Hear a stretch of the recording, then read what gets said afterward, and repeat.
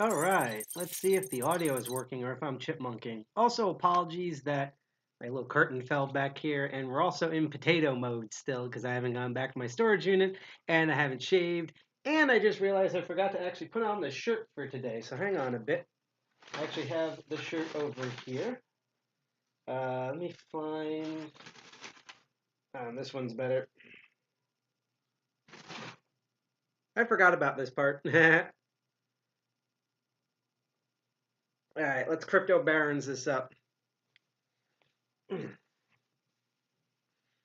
we go. That's a lot better right there.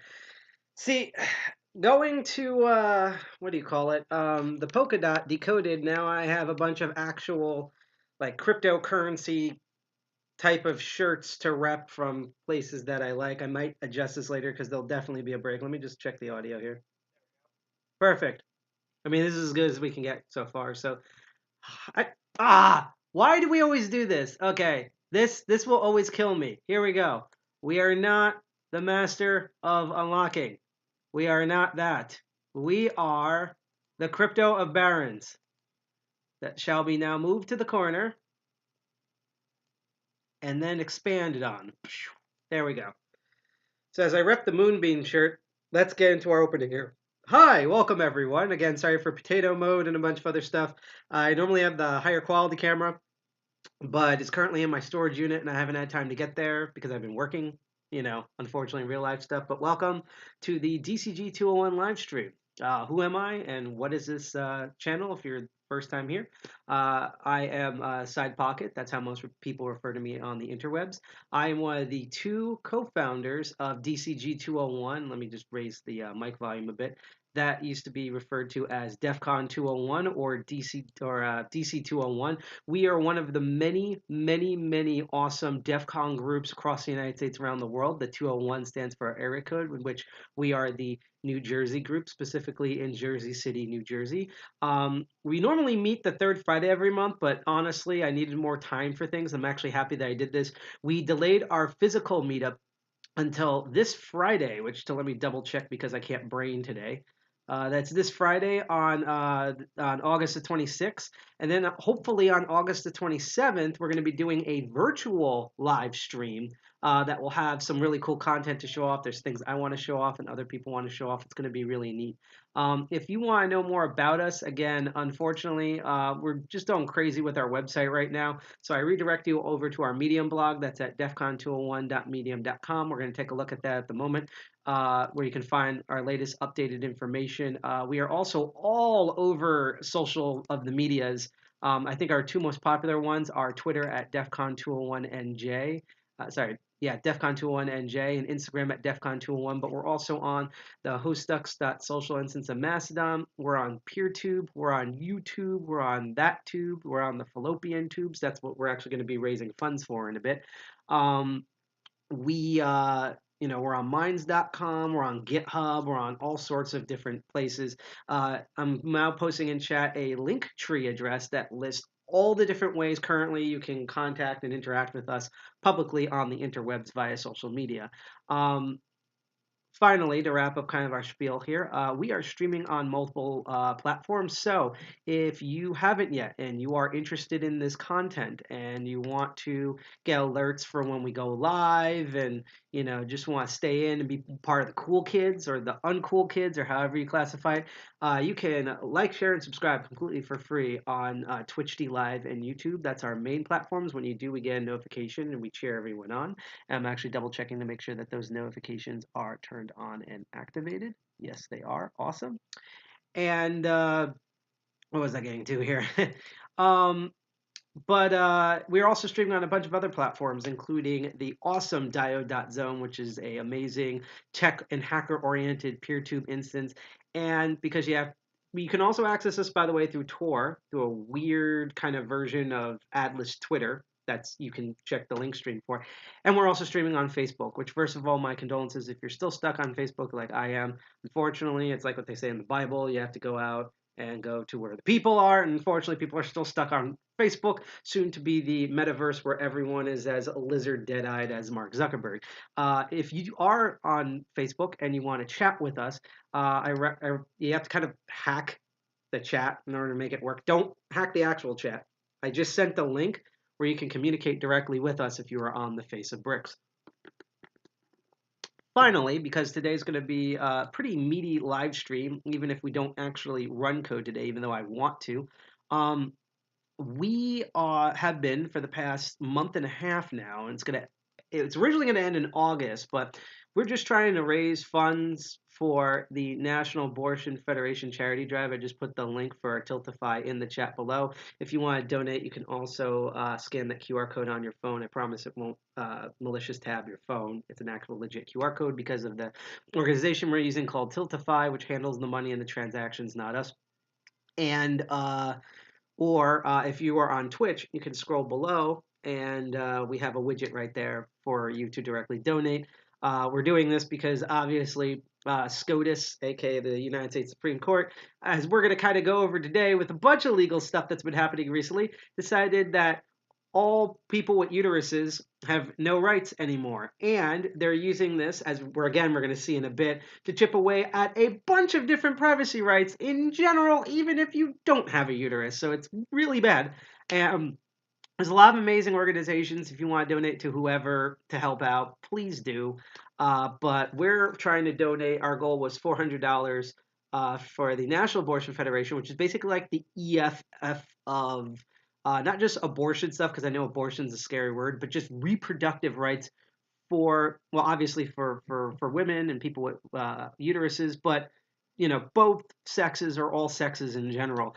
They both have boots on the ground. They're training people to do this legally and safely in the places they can do it, and also are fighting things on the legal front because they left it up to states' rights, which means go F yourself. So there you go.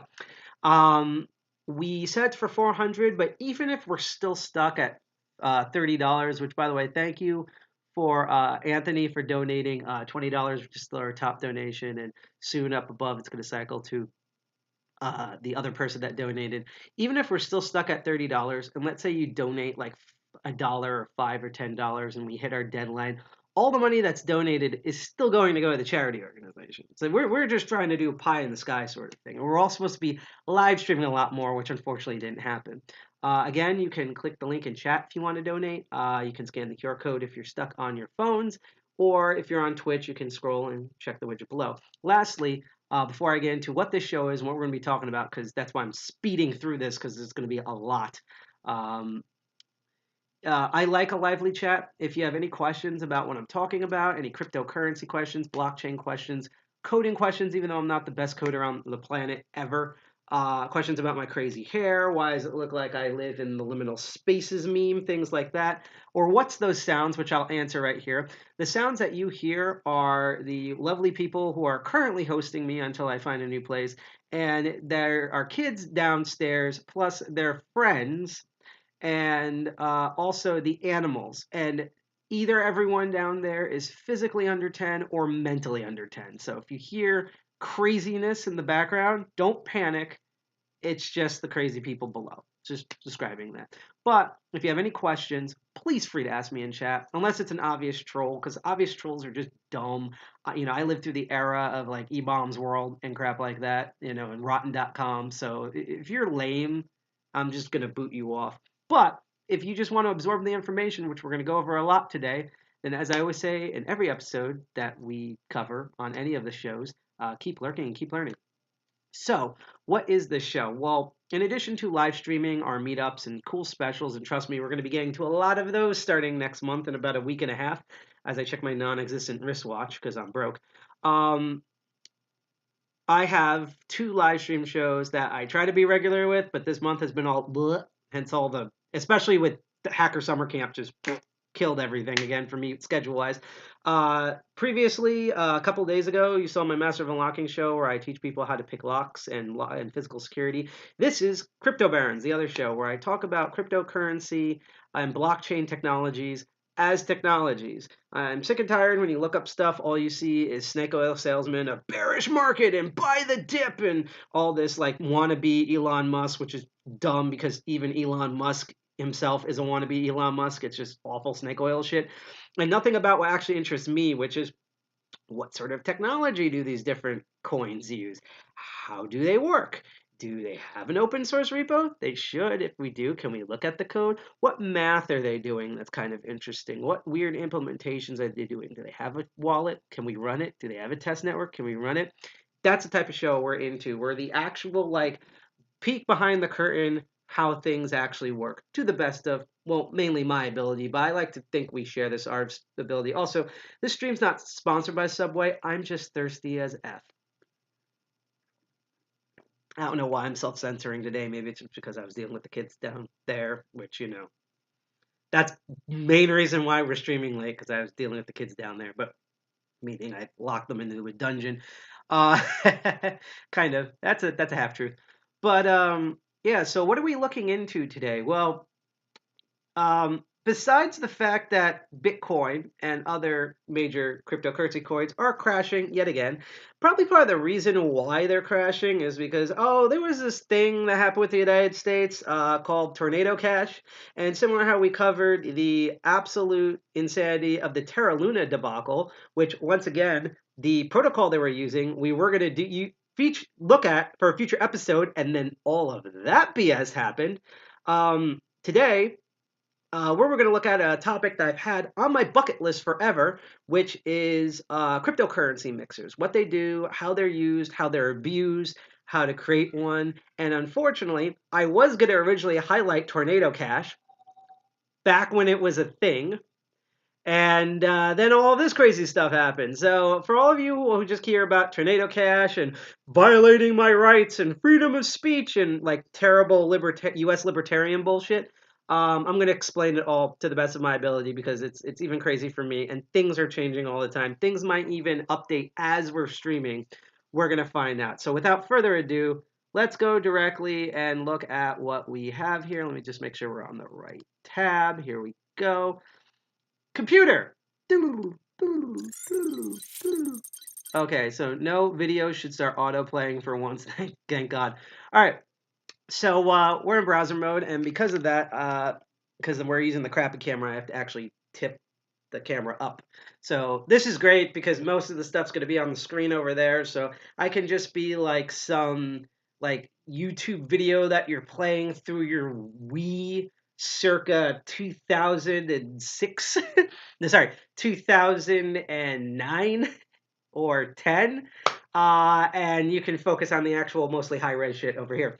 See, I finally swore. So once again, and we are going to come back to this. This is our Medium blog that I was talking about earlier. Everything is all in there. And of course, which again, we will get back to, we have just been doing guides for Hacker Summer Camp, which really turned into Hacker Double Summer Month because I guess we really missed each other during the main part of the pandemic, despite us going now into a new pandemic and the old pandemic coming back for like a Woodstock 99 encore because there's been so much hacker crap since July, since like the first day of July. There was things that happened I couldn't even cover, but I had to cover locations. There was stuff in New York. There was stuff in Vegas. There were conventions that were never happening at the same time, like Usenex and DEF CON happening at the same time. I had to cover almost every single party and event. Still updating that for archive purposes. There's stuff about Linux and workshops and hacktivism and women in hacking and physical camps and drunkenness and just capture the flag games and we still have one more guide to go, which is probably going to be either published tomorrow or Tuesday because I also have to make announcements for what our meetings are going to be and the new double way we're going to do it until I finally able to connect a proper router to them. But we are going to get back to this because we're going to have two I don't know if that was a ping notification there. We're covering two topics, as I said. Later on, we're going to take a bit look at Hacker Summer Camp itself in Vegas and talk about the blockchain and cryptocurrency stuff there because unlike the Master of Unlocking, which is why the majority of the topic is going to be the first thing I introed with, there wasn't actually that much there. The blockchain village that's been there for many years, no show. Cryptocurrency village, which used to be the Monero village, no show. Payment Village kind of added themselves onto the retail hacking village for like a sub thing. There was like a talk at DEF CON. There was like two workshops actually. And then a thing at Black Hat, which we will definitely look at. But otherwise, there really wasn't anything. So I was like, crap. And for a while, which I still want to do, I was originally going to cover because there was actually a lot of cryptocurrency stuff at Hackers on Planet Earth this year at A New Hope in Queens. That was supposed to be Friday, and yeah, 7 hour commute was not fun. And even though I made it in time, I was so dead tired I couldn't live stream properly. And so I'm trying to invite those people to do the workshop they did in person here because I know a lot of people in workshops wanted their stuff recorded and they couldn't. Um, so originally it was supposed to be on this episode. I was like trying to figure out how to pad it out. And then the gift that kept on giving happened, which is the whole Tornado Cash debacle. So let's get in on it. And it all starts with these motherfuckers, these MFers. The U.S. Department of the Treasury, as they wrote in their press release, U.S. Treasury sanctions notorious virtual currency mixer Tornado Cash. I'm only going to read a little bit of it. Most stuff's usually covered in the first paragraph. Today, which was August 8th, 2022, so it was like the right before like DEF CON actually happened. So that was a great way. Never mind that most of the cryptocurrency stuff just didn't happen at Hacker Summer Camp. That really kind of that and the other stupid thing that I'm going to go to at our meeting next week about someone who's on the board of Black Hat. Oh boy, I think this is the most amount of time that hackers have hated crypto and blockchain stuff. Um, so of August 8th, 2022, the U.S. Department of the Treasury's Office of Foreign Assets Control, or OFAC, sanctioned virtual currency mixer Tornado Cash. And I just want to double check to see if you can kind of read. I'm going to zoom in a little bit more. Let's zoom in a little bit more. There we go. Sanctioned virtual currency mixer Tornado Cash, which has been used to launder more than $7 billion worth of virtual currency since 2019.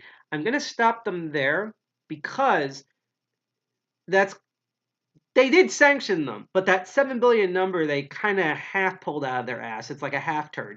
Yes, there is $7 billion worth of virtual currency on Tornado Cash when it was sanctioned on August 8th, but that is the entire total of it because of the de-anonymizing nature, which we'll get into, of Tornado Cash itself. They can't say out of the 7 billion who was actually laundering money except for one kind of specific case that we're going to look at a video at. So they basically threw the baby out in the bathwater and just assumed, just like the United States always does, that everyone is guilty until proven innocent and just wrote 7 billion's worth of virtual currency, which is its entire total, even though probably most of that was probably not used for money laundering. It's kind of like what happens when, let's say, like, the Crips, which is a predominantly African American gang, maybe shoots some innocent people, and like the U.S. Department of Justice or something said that today African Americans killed Americans today, and it's like that was a specific group. Like you can't just have a bad group of people who just happen to be made up of African Americans and then just say all African Americans have just committed a crime here. That's just not how logic works. But welcome to the United States, U.S., where just nothing is logical. I mean, look at 2016 to 2020, just as a small sample. This included of over, which we'll get to, 455 million stolen by the Lazarus Group, a Democratic People's Republic of Korea (DPRK), aka North Korea, state-sponsored hacking group that was sanctioned in the U.S. in 2019 in the largest known virtual currency heist to date. Tornado Cash was subsequently used to launder more than 96 million of malicious cyber actor funds derived from the June 24th, 2020 Harmony Bridge heist, and at least 7.8 million from the August 2nd, 2020 Nomad heist. So this is like specific stuff. We're going to go to another specific thing of where I think this truly kicked off. But again, that 7 billion, obviously if you combine 96 million with 7.8 million and then the other heist, it does not add up to 7 billion. They just accused every user of Tornado Cash guilty. Now, what's been interesting, and I could read the whole press release, but why would you? And by the way, if you want to read the whole press release yourself, I'm going to copy pasta that into chat right now, so you can read all the boring legalese that lockpicking lawyer I wish would go in a soothing voiceover while picking locks. It has to be a lot of locks because he can pick a lot of locks, like difficult locks, really fast. Why is my nose? Every time I live stream, the boogers just fly out of my nose. I don't know why. I was gonna take a break later in the stream anyhow, but more of a reason to. There we go. Breathe that nice New Jersey lead-filled air. But what I find, first of all, interesting about all of this, because I'm gonna go into a bit later of how none of this is new, it's just new to cryptocurrency. It reminds me of video games where there a lot of things in video games have already happened in other entertainment industries. It's just because video games are the youngest, there's a lot of shock Pikachu face going on. It's the same thing here. It's the same thing with like cloud technology and VR. There's a lot of shock Pikachu face because while the concept of this and multiple things aren't new, it's new to cryptocurrency, especially when a lot of cryptocurrency is being run by fake libertarian value snake oil investor idiots who believe in anything, including the smell of their own shit.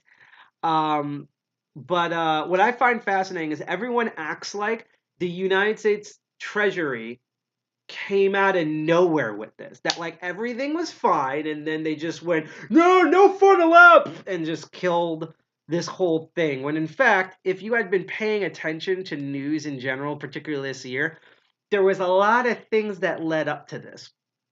One of the earliest examples, and the earliest one I could find in an article, was all the way back in May, where there was another small, because Tornado Cash was the big one of, if not one of the biggest. And here's the key to also this open source um, cryptocurrency mixer, right? Blender.io, not to be confused with the terrible Blender 3D modeling software. And I say that and I get an ad. Fuck you. Um, Fuck you, the block. Block this. Block these hacker nuts. That's gonna be clipped, isn't it, on Twitch? Anyhow, Blender.io, which is a way smaller cryptocurrency mixing group, back in on May 6th, was added to the North Korean sanction list because allegedly their state-sponsored hacking group was using that. And then literally, let's see, this happened on, I think, the 8th. Did it happen? This was released, yeah, August 8th. So 7, 6, 5, 4, 3, 6 days before this happened, Bitcoin Fog, which was one of the earliest oldest cases where you can tell because it specifically mixes and tumbles Bitcoin, and no other cryptocurrency. So this was one of the earliest crypto mixers and tumblers. Was Roman Sternlov, who created that, was put on trial accused of laundering $366 million in crypto. And the trial is still going on. So literally days before they just, knocked the mama Tornado Cash, they threw this dude into, an Edward Snowden type kangaroo court battle or a Mitnick court battle, and or Chelsea Manning type of bullcrap. And then Blender.io a month earlier, which was another but smaller open source mixer, was sanctioned. And if you haven't been paying attention, and I think this is going to be our first video, um, a lot of people, again, cite the North Korean stuff as the starting point. And while I think that's been building up and that's the tip of the iceberg, and we're going to look at that hacker group in a moment, I want to look at another video from an awesome YouTuber, I believe his name's Thoughty2, who talked about something that we were originally going to cover on an... Oh, I didn't even realize you could put it in dark mode. That's easier on the eyes for the most part. And shut up. That we were going to cover when we were trying to do that episode on cryptocurrency games, which I guess we're going to revisit next year in June. And some of those games probably are not going to exist anymore, and there'll probably be new ones if the whole crypto market doesn't die in its own anus fire like it's been doing. But we were going to originally talk about a certain notorious blockchain game that was horrifically hacked. And this was back when you could access Tornado Cash. And I feel like because of the amount of like legal US suing going on and stuff over this game, that this was probably the actual tipping point where the government started wringing its hands and then trying to build up as many legit and illegitimate excuses they could to start this whole thing that ended up with Tornado Cash being done. So I'm going to skip around in the video, but let's watch this amazing research to talk about our old good friend Axie Infinity. The biggest heist in cryptocurrency history happened on March 29th, 2022.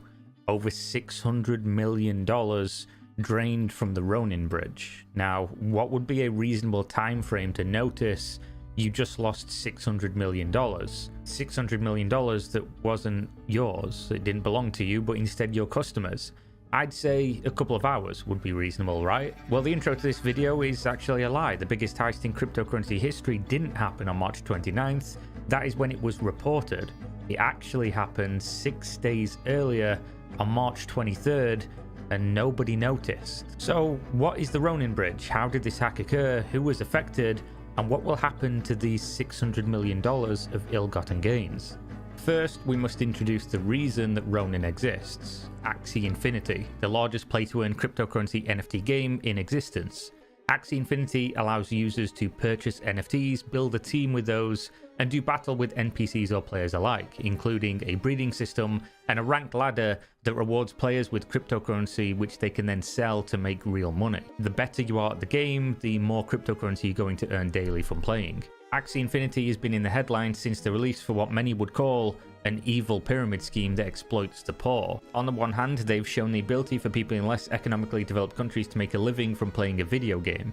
This is what they would like you to believe. On the other hand, the buying price to get started is so high that they will most likely have to join a scholarship program and give most of their profit to their boss, who owns the actual NFTs. The result is most of the players are from places like the Philippines, but most of the profit is not going to the players. This system was working well to start out. People in these less fortunate positions were making good money for playing a video game, and the advertisements of the benefits of play to earn had some brief merit. However, as the game matured and money stopped flowing in as quickly, the critical flaws were exposed. The player.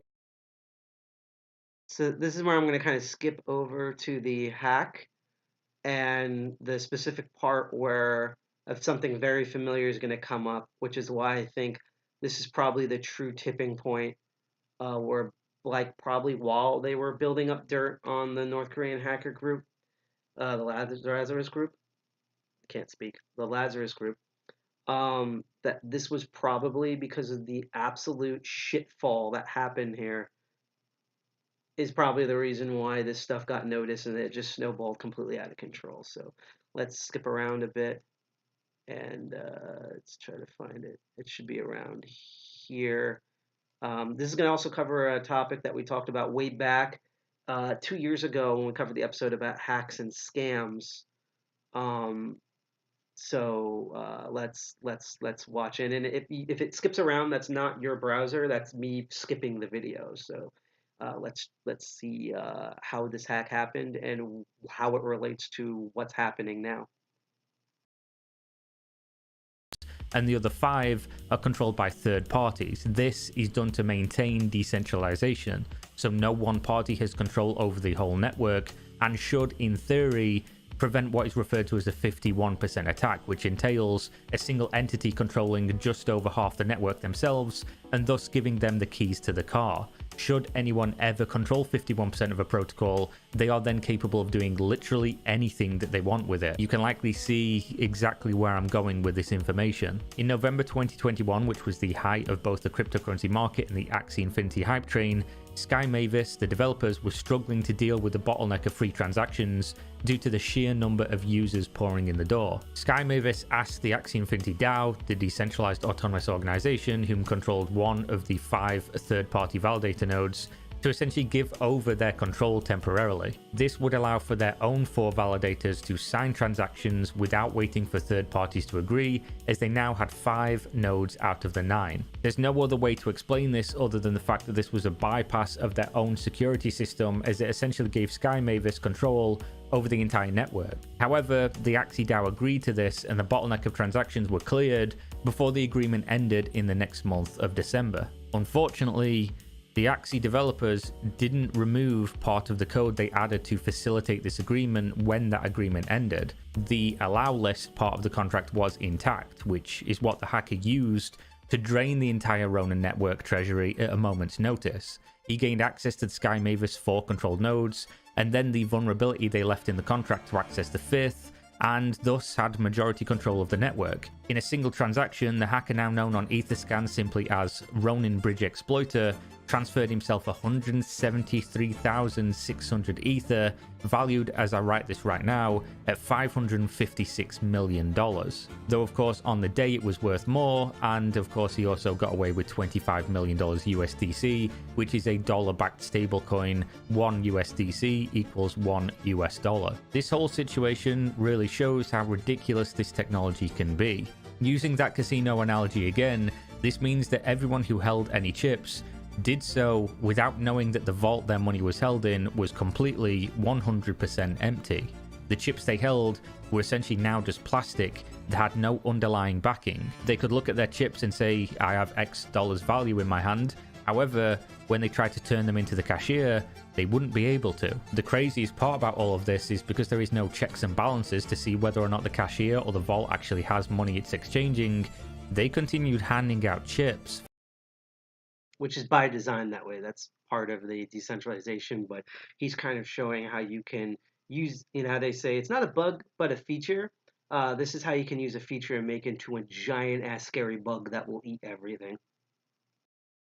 For the next 6 days, meaning if the people trying to withdraw outpaced the people depositing new money, they would soon realize the money everyone thought was safe was in fact gone completely. Eventually though, the hack was discovered. 6 days later, it was noticed. In my opinion, a totally unreasonable time to be unaware that every penny of your customer's money had been stolen. The community now cheers that Sky Mavis have raised $150 million to help pay back customers, when they should in fact be condemning that they negligently allowed for $600+ million of their money to be taken in the first place. As for what has happened to the money and what will likely happen to the money going forward, well, the exploiter is of course taking advantage of my favorite part of cryptocurrency, Tornado.cash. They have moved money into many different wallets, hundreds or thousands of Ethereum at a time, equaling millions, tens of millions of dollars, and then use those wallets to either just hold the ETH or to start offloading to Tornado Cash, which is ostensibly a money laundering platform. The way Tornado Cash works, at least on surface level, is fairly simple. You give them the ETH you want to hide the origin of,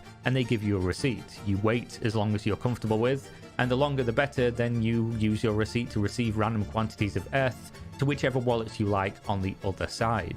This is to avoid the transactional history of the ETH mainnet that allows you to follow money in a very simple manner due to the immutable nature of the ledger. Essentially, you are erasing the history of the money and hoping you can use it without people realizing this came from a hack, as most centralized exchanges would freeze any assets to prevent you cashing them out into other currencies if they knew it was hacked currency. The wallet of the hacker still, however, contains over $500 million at the stage I'm recording this video, and it is very likely a large sum of this money winds up being stuck just due to the sheer volume and difficulty to clean without major risk to the hacker. There will be thousands of people trying to find out who orchestrated this attack, including law enforcement at every level. Typically, if you wish to launder a couple $1 million with Tornado Cash, you would still have to wait a while to hope sufficient currency had been tumbled in their system after your deposit to try and avoid detection. Now try doing that with $600 million, and it gets a little bit more complicated. Just for a historical fact, hacks like this where the prize was so great or recognizable, it would be commonplace for the hacker to negotiate the return of assets for a large prize due to these factors. For example, in the NFT world, when an expensive but recognizable, I love the visuals in this. It will more than likely just sit on an account forever or be returned, maybe ransomed. Much like in the real world of art theft, if you steal something everybody recognizes, who are you going to sell it to? Who would be stupid enough to buy verifiably stolen goods. What makes this even worse than the art theft is, of course, that everything is trackable on the blockchain, so you would see exactly who buys it, for how much, when they bought it, and then what they did with it. Based, however, on the hackers' constant daily attempt to wash as much of this money as possible and sending it off to as many storage wallets as they can, it does not appear that they have negotiating in mind. Each day, transactions fly out the wallet to the tune of millions of dollars, and despite the size of this catch, they seem unfazed by the monumental task of getting away with it. Now for a little bit of humor about just how ridiculous the cryptocurrency space is, I'll tell you the story about the blockchain Michael Burry. Michael Burry being the famous hedge fund manager whom had a movie made about his prediction of the stock market crash in the late 2000s. So that's where we're going to end there for just that video explanation of what happened with Axie Infinity, which in my opinion is probably the actual or one of the actual main things that set off this whole tornado warning, to make a very terrible pun. I'm gonna do what I did with Master of Unlocking, and I'm gonna kind of reposition myself because I'm 35. I'm getting kind of old. Uh, I always say that in also the lighting's better over here. That in real life I'm 35, in computer years I'm dead, which can tell you how people feel like who are older than me. I will make the note to say that, again, if you like the content that you see so far, make sure to, and you haven't done so already, you can hit like, share, subscribe on Twitch, D Live, or YouTube. We get notifications for. Yeah, 35. Okay, here's what I always say. People are like, you look so much younger than 35. I'm like, that's not what my knees say. Or as I once said, my main problem, and I'm sorry to be a little TMI here, is that I'm 35 on my legal documents, like my birth certificate. My brain still thinks it's 22. My knees think that they're 70, and my ding dong thinks it's 17. And that's kind of my walking conundrum. Also, hi there, Millivix or MMLVX, which is, by the way, my favorite Final Fantasy title. Um, but thank you for watching there on Twitch. When you do a like, share, and subscribe, you do get notifications on when we go live. And as much as I want to annoy you with this, fuck you guys, but in a good way, because as you probably see with the bar above, I just want to remind again that we are trying to raise funds for the National Abortion Federation. I know abortion, big scary word, but hey, we were talking about U.S. liberal dipshits, so why not? You know, you talk about freedoms and rights being taken away, which we're going to get into in a moment, but they took a lot of people, which is like nearly half of our population that has uteruses, rights away in the United States on a federal level, and they also did that as a blatant power grab to remove rights from everyone in the United States, regardless of their reproductive genitalia in general. It's a giant mess. The National Abortion Federation, despite their scary name, they train doctors and stuff for just reproduction rights and facilities in general, not just abortion, but stuff like condoms, things like that. They are boots on the ground activists, and they're also sending lawyers to go yell at SCOTUS for betraying everyone. Kind of what the U.S. government's MO is, except now they're doing it to middle class, to be frank, white people. Uh, so if you want to help fight that, we're trying to raise $400. We currently have $30, but even if we only make like $31 by the end of this month, all that money's still going to go to them. And there's many different ways to donate. I just posted the link in chat, which I'll still post. You can scan that QR code in the lower left-hand corner. I promise it's not going to be a QR code tab, but malicious attack. It's an actual thing with Tiltify. They handle the money that you donate, not us, because we'd be terrible at it. And if you're on Twitch, there's a little widget you can scroll and click to donate there. Would it be amazing if someone like drops the $370 to reach our goal at once? Yes, but the way we usually get improvements is when people donate like $5, $1, $10, $3, whammies, no whammies, no. But when they do that, that piles up. And even if we don't make the $400, as the police are probably going in to kick the door down because I'm talking about tornado cash, and we're also going to get to the legality of doing that, by the way, because I have a fun surprise on the stream, for real. All the money that you donate and has been donated is still going to go to them by the end of the month when we end this campaign. So yeah, just getting that out of the way. I'm going to keep reminding that through the screen throughout the stream. By the way, just not to sound annoying, but just being realistic with you. So now that we kind of gone through kind of like that, Tornado Cash happened, and that there's a precedent in this, the leading up to this moment. Let's kind of look at more of a bit of finer details and clarify some stuff. So what the hell is Lazarus Group? So Lazarus Group, also known by other monikers such as, and I have to do my voice here. Guardians of Peace, or Who's It Team. They go by a lot of names. We're probably going to hear them later on. Is a cybercrime group made up of, and let me just double check to make sure you can read this. I'm going to zoom in a little bit more. Is a cybercrime group. I'm glad that they didn't say hacker group in this because Wikipedia should know because they're part of hacker culture. Is a cybercrime group made up of an unknown number of individuals run by the North Korean state. While not much is known about the Lazarus Group, researchers have attributed many cyber attacks to them between 2010 and 2021. I also want to note that we're talking about a legit bad hacker group here, so from a foreign national state. So I don't want to hear any tankies in chat. I know I'm going to be making fun of U.S. libertarians throughout this stream, but the tankies on the opposite end of the scale are absolutely also hideous. Don't defend. I'll put it this way.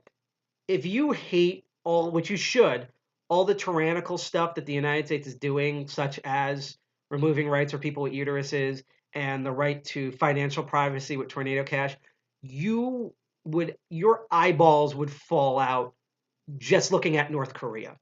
They're literally kind of the East Asian version of the stuff we do. In fact, we probably learned a bunch of stuff from them and vice versa.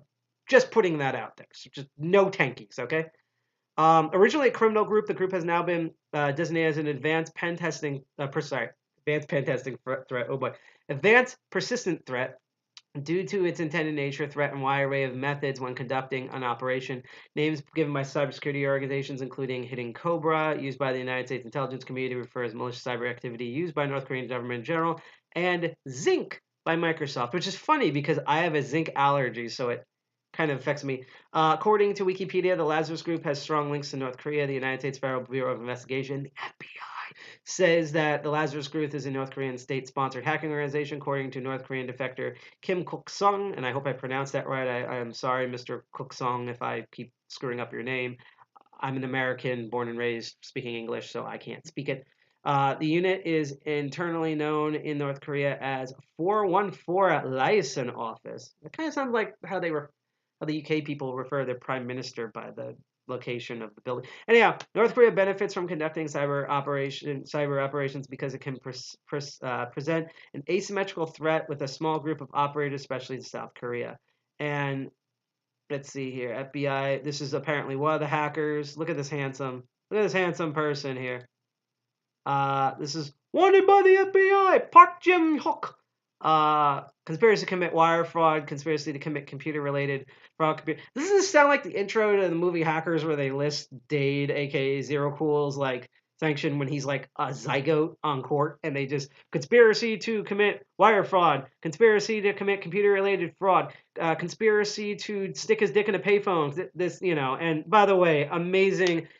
My camera is more high res than that right now. That's just amazing. But this was apparently, allegedly, one of them that was being hunted down. I just wanted to highlight that. See if we could pick more information up. So they've done a lot of operations here. Apparently, it was Operation Troy in 2009.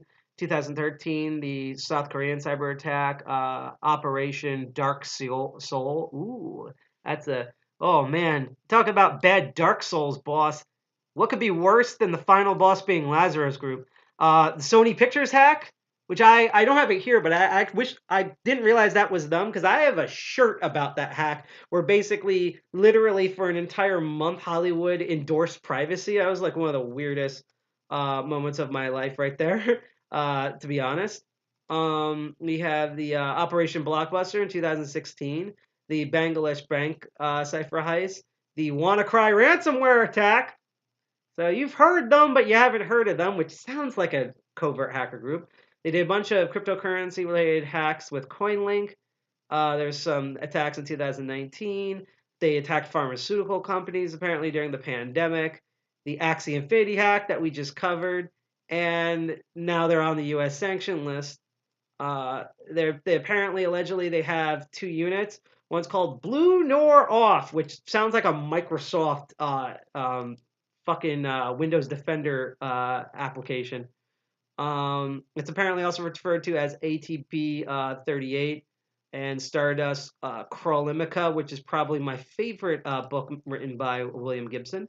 And Ariel. Uh, I wonder if there's also and Comic Sans and Papyrus, also known as Silent. I almost said Silent Chlamydia, which is probably more accurate to their group. Dark Soul Rifle and Wasonic. Wasonic. And apparently they specifically target South Korea. So from what I understand, Blue Nor Off targets the United States, and then and Ariel with their 8 billion different types of names because they're basically Puff Daddy, target their neighbors in South Korea. And so that is the alleged group. This is what got on the sanctions. And because they allegedly used tornado cash a lot, they dragged everyone with them, or at least that's the excuse the United States government is doing. Unfortunately, we live in this reality where while I do believe this was probably them, we can't confirm or deny because the United States lies all the time. This is not defending North Korea. In fact, Kim Jong-il can be yeeted into the sun. That's the best thing he could probably be. Sorry, Kim Jong-un. I'm an old timer. I remember his dad. Kim Jong Un could yeet himself into the sun, which would actually improve his country. This is just saying that, you know, especially since Bush got elected, we were always like, like Trump was saying with like, oh, a shithole country, and like plot twist, we're the shithole country also. The way I've always described the United States is that we're a third world country with first world money, and that's one of the reasons why we're freaking out because we're also losing that first world money aspect. Now that we know a bit about Lazarus Group, let's take a look of what happened, and we're going to get into code. Trust me, we're going to get into code in a bit, and then a really cool thing that we saw at Black Hat and DEF CON. We're going to get there. But when the sanctions happened and Tornado Cash went down, you have to understand, Tornado Cash was the biggest cryptocurrency mixer, and it was one of the most well used, not just for laundering, but let's say you're in another type of restrictive country like that the United States, let's just say, hates for the sake of argument, like Iran or Cuba or Florida or some terrible dictatorship foreign country that is just completely against liberty. Florida. Also, runner-up Texas. They're just, to quote My Living Dead, because I have relatives in Texas. They're dead. They're all messed up. You would use Tornado Cash to fund, you take your fiat money from your country and then use Tornado Cash in order to send money to activist groups who are trying to fight these terrible dictators. That's an actual good use for a mixer, even one that's as scrupulous as Tornado Cash. Let me just make sure I'm in frame here. Well, because it was used by a ton of people, let's kind of look into how much down the rabbit hole, and there's a lot that got fucked over, but let's take a few examples, a lot of them on Twitter.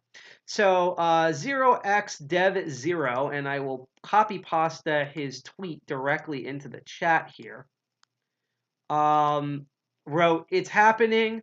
Infura.io and the Alchemy platform, which are two Web3 platforms that use decentralized applications or dApp, we're now blocking RPC requests for Tornado Cash. Centralized RPC services are one of the cancers that undermine the core benefits of crypto. That's another U.S. libertarian thing. As long as they dominate the market, no protocol is truly permissionless, which is his kind of weird way of using that Morpheus quote from the first movie. As long as the Matrix exists, the human race will never be free. It's that type of pandering stuff. But basically, there was a ton of organizations, particularly centralized ones, obviously, that blocked everything. I'll put it this way, okay?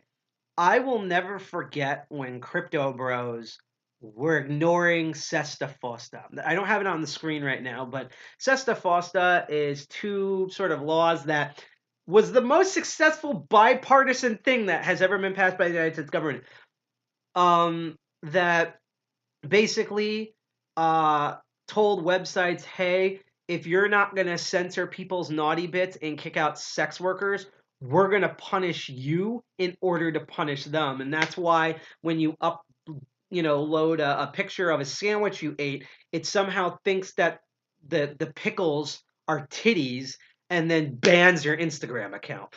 It's basically like by doing the ban hammer on these, now they're kind of self-policing, and to them they're a hammer, so they think everything's a nail, including their own dick, and thus it causes more problem than they solve. And the reason why they targeted sex workers is because everyone hates them, air quote, and nobody cares for them because the United States is prudish and believes in Christian Sharia law, aka it's a third world country. Sharia law, I should say. Which is weird because Sharia law actually supports a lot of abortion stuff, which means it's worse technically, but I digress.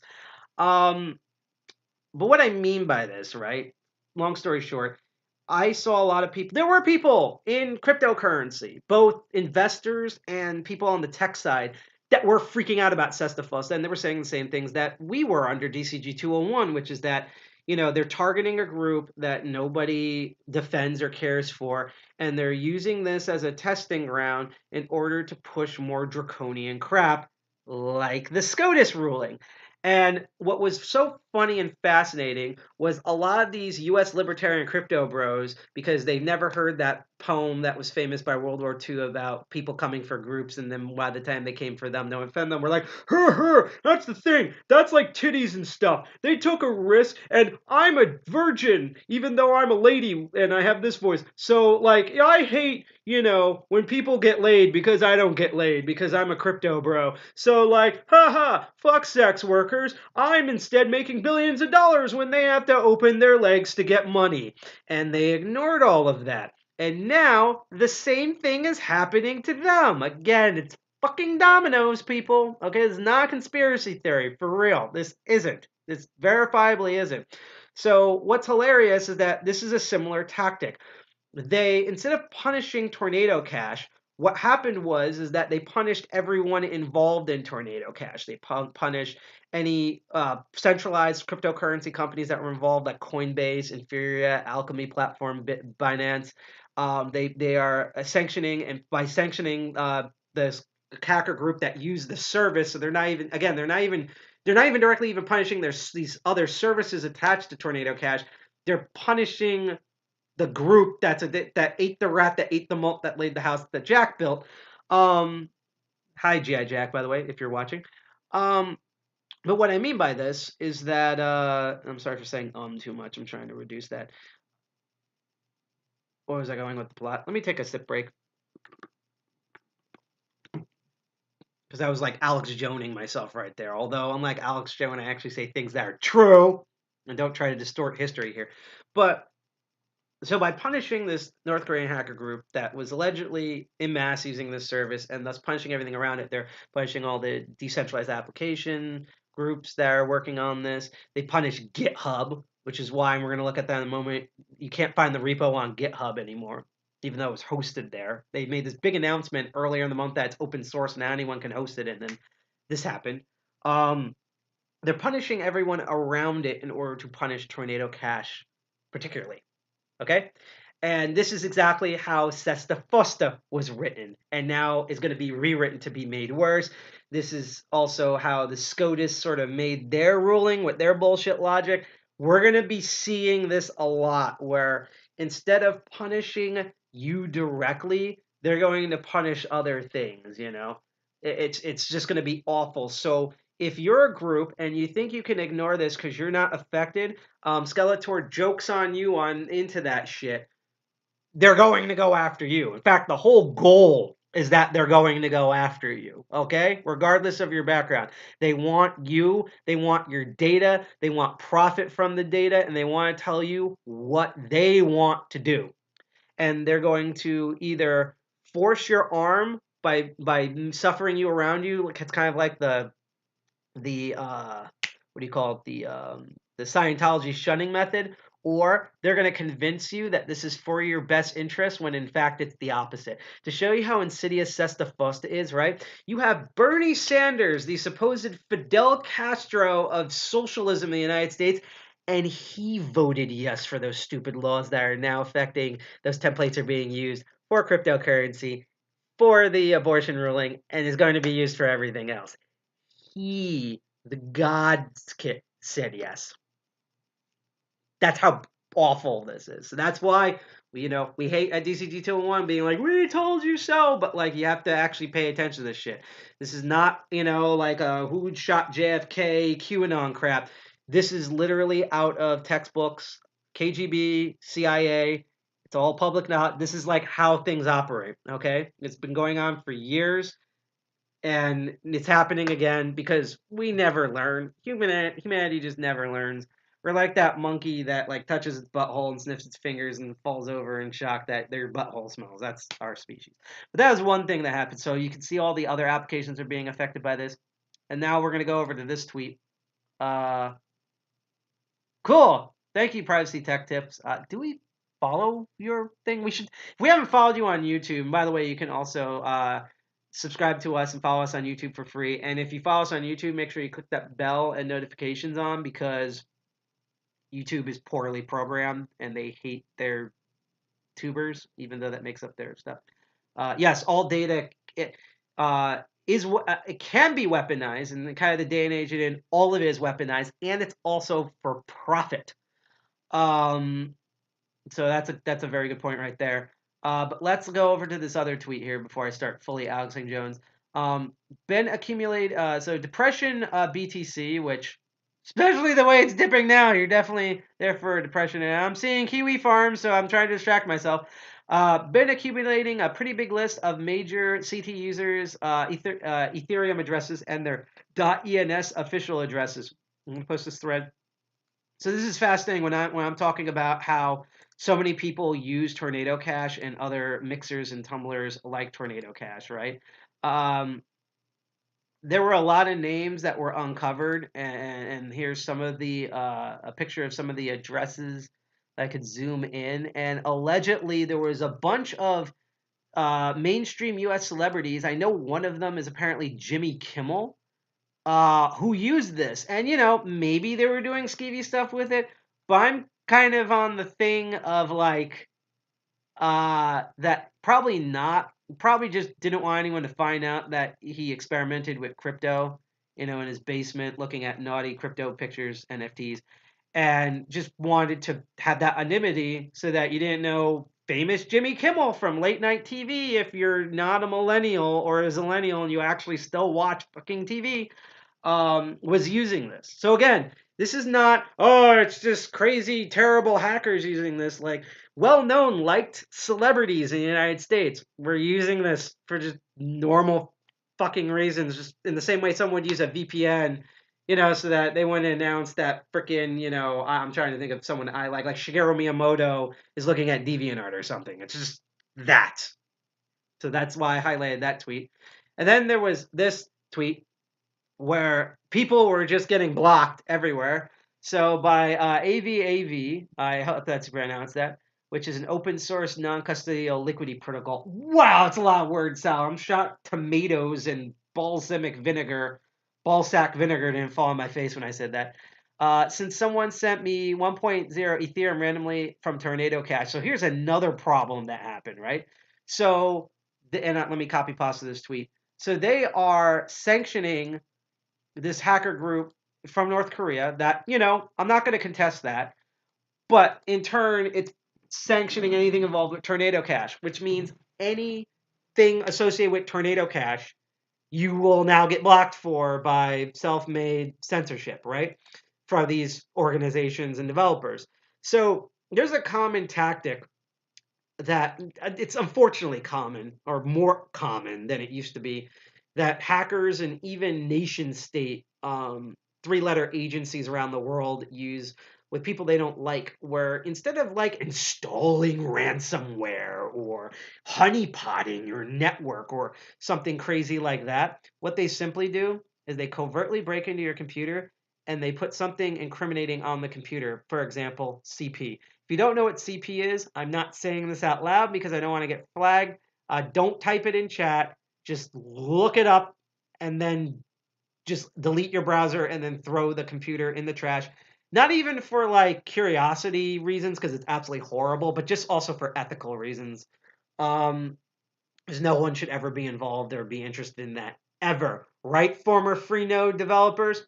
Anyhow, So what they'll do is they'll put something terrible like CP on a target's computer and then tip enforcement agencies that this person is malicious. And then when they break in, they find the incriminating evidence that wasn't there originally. And now it's like an advanced form of swatting, right?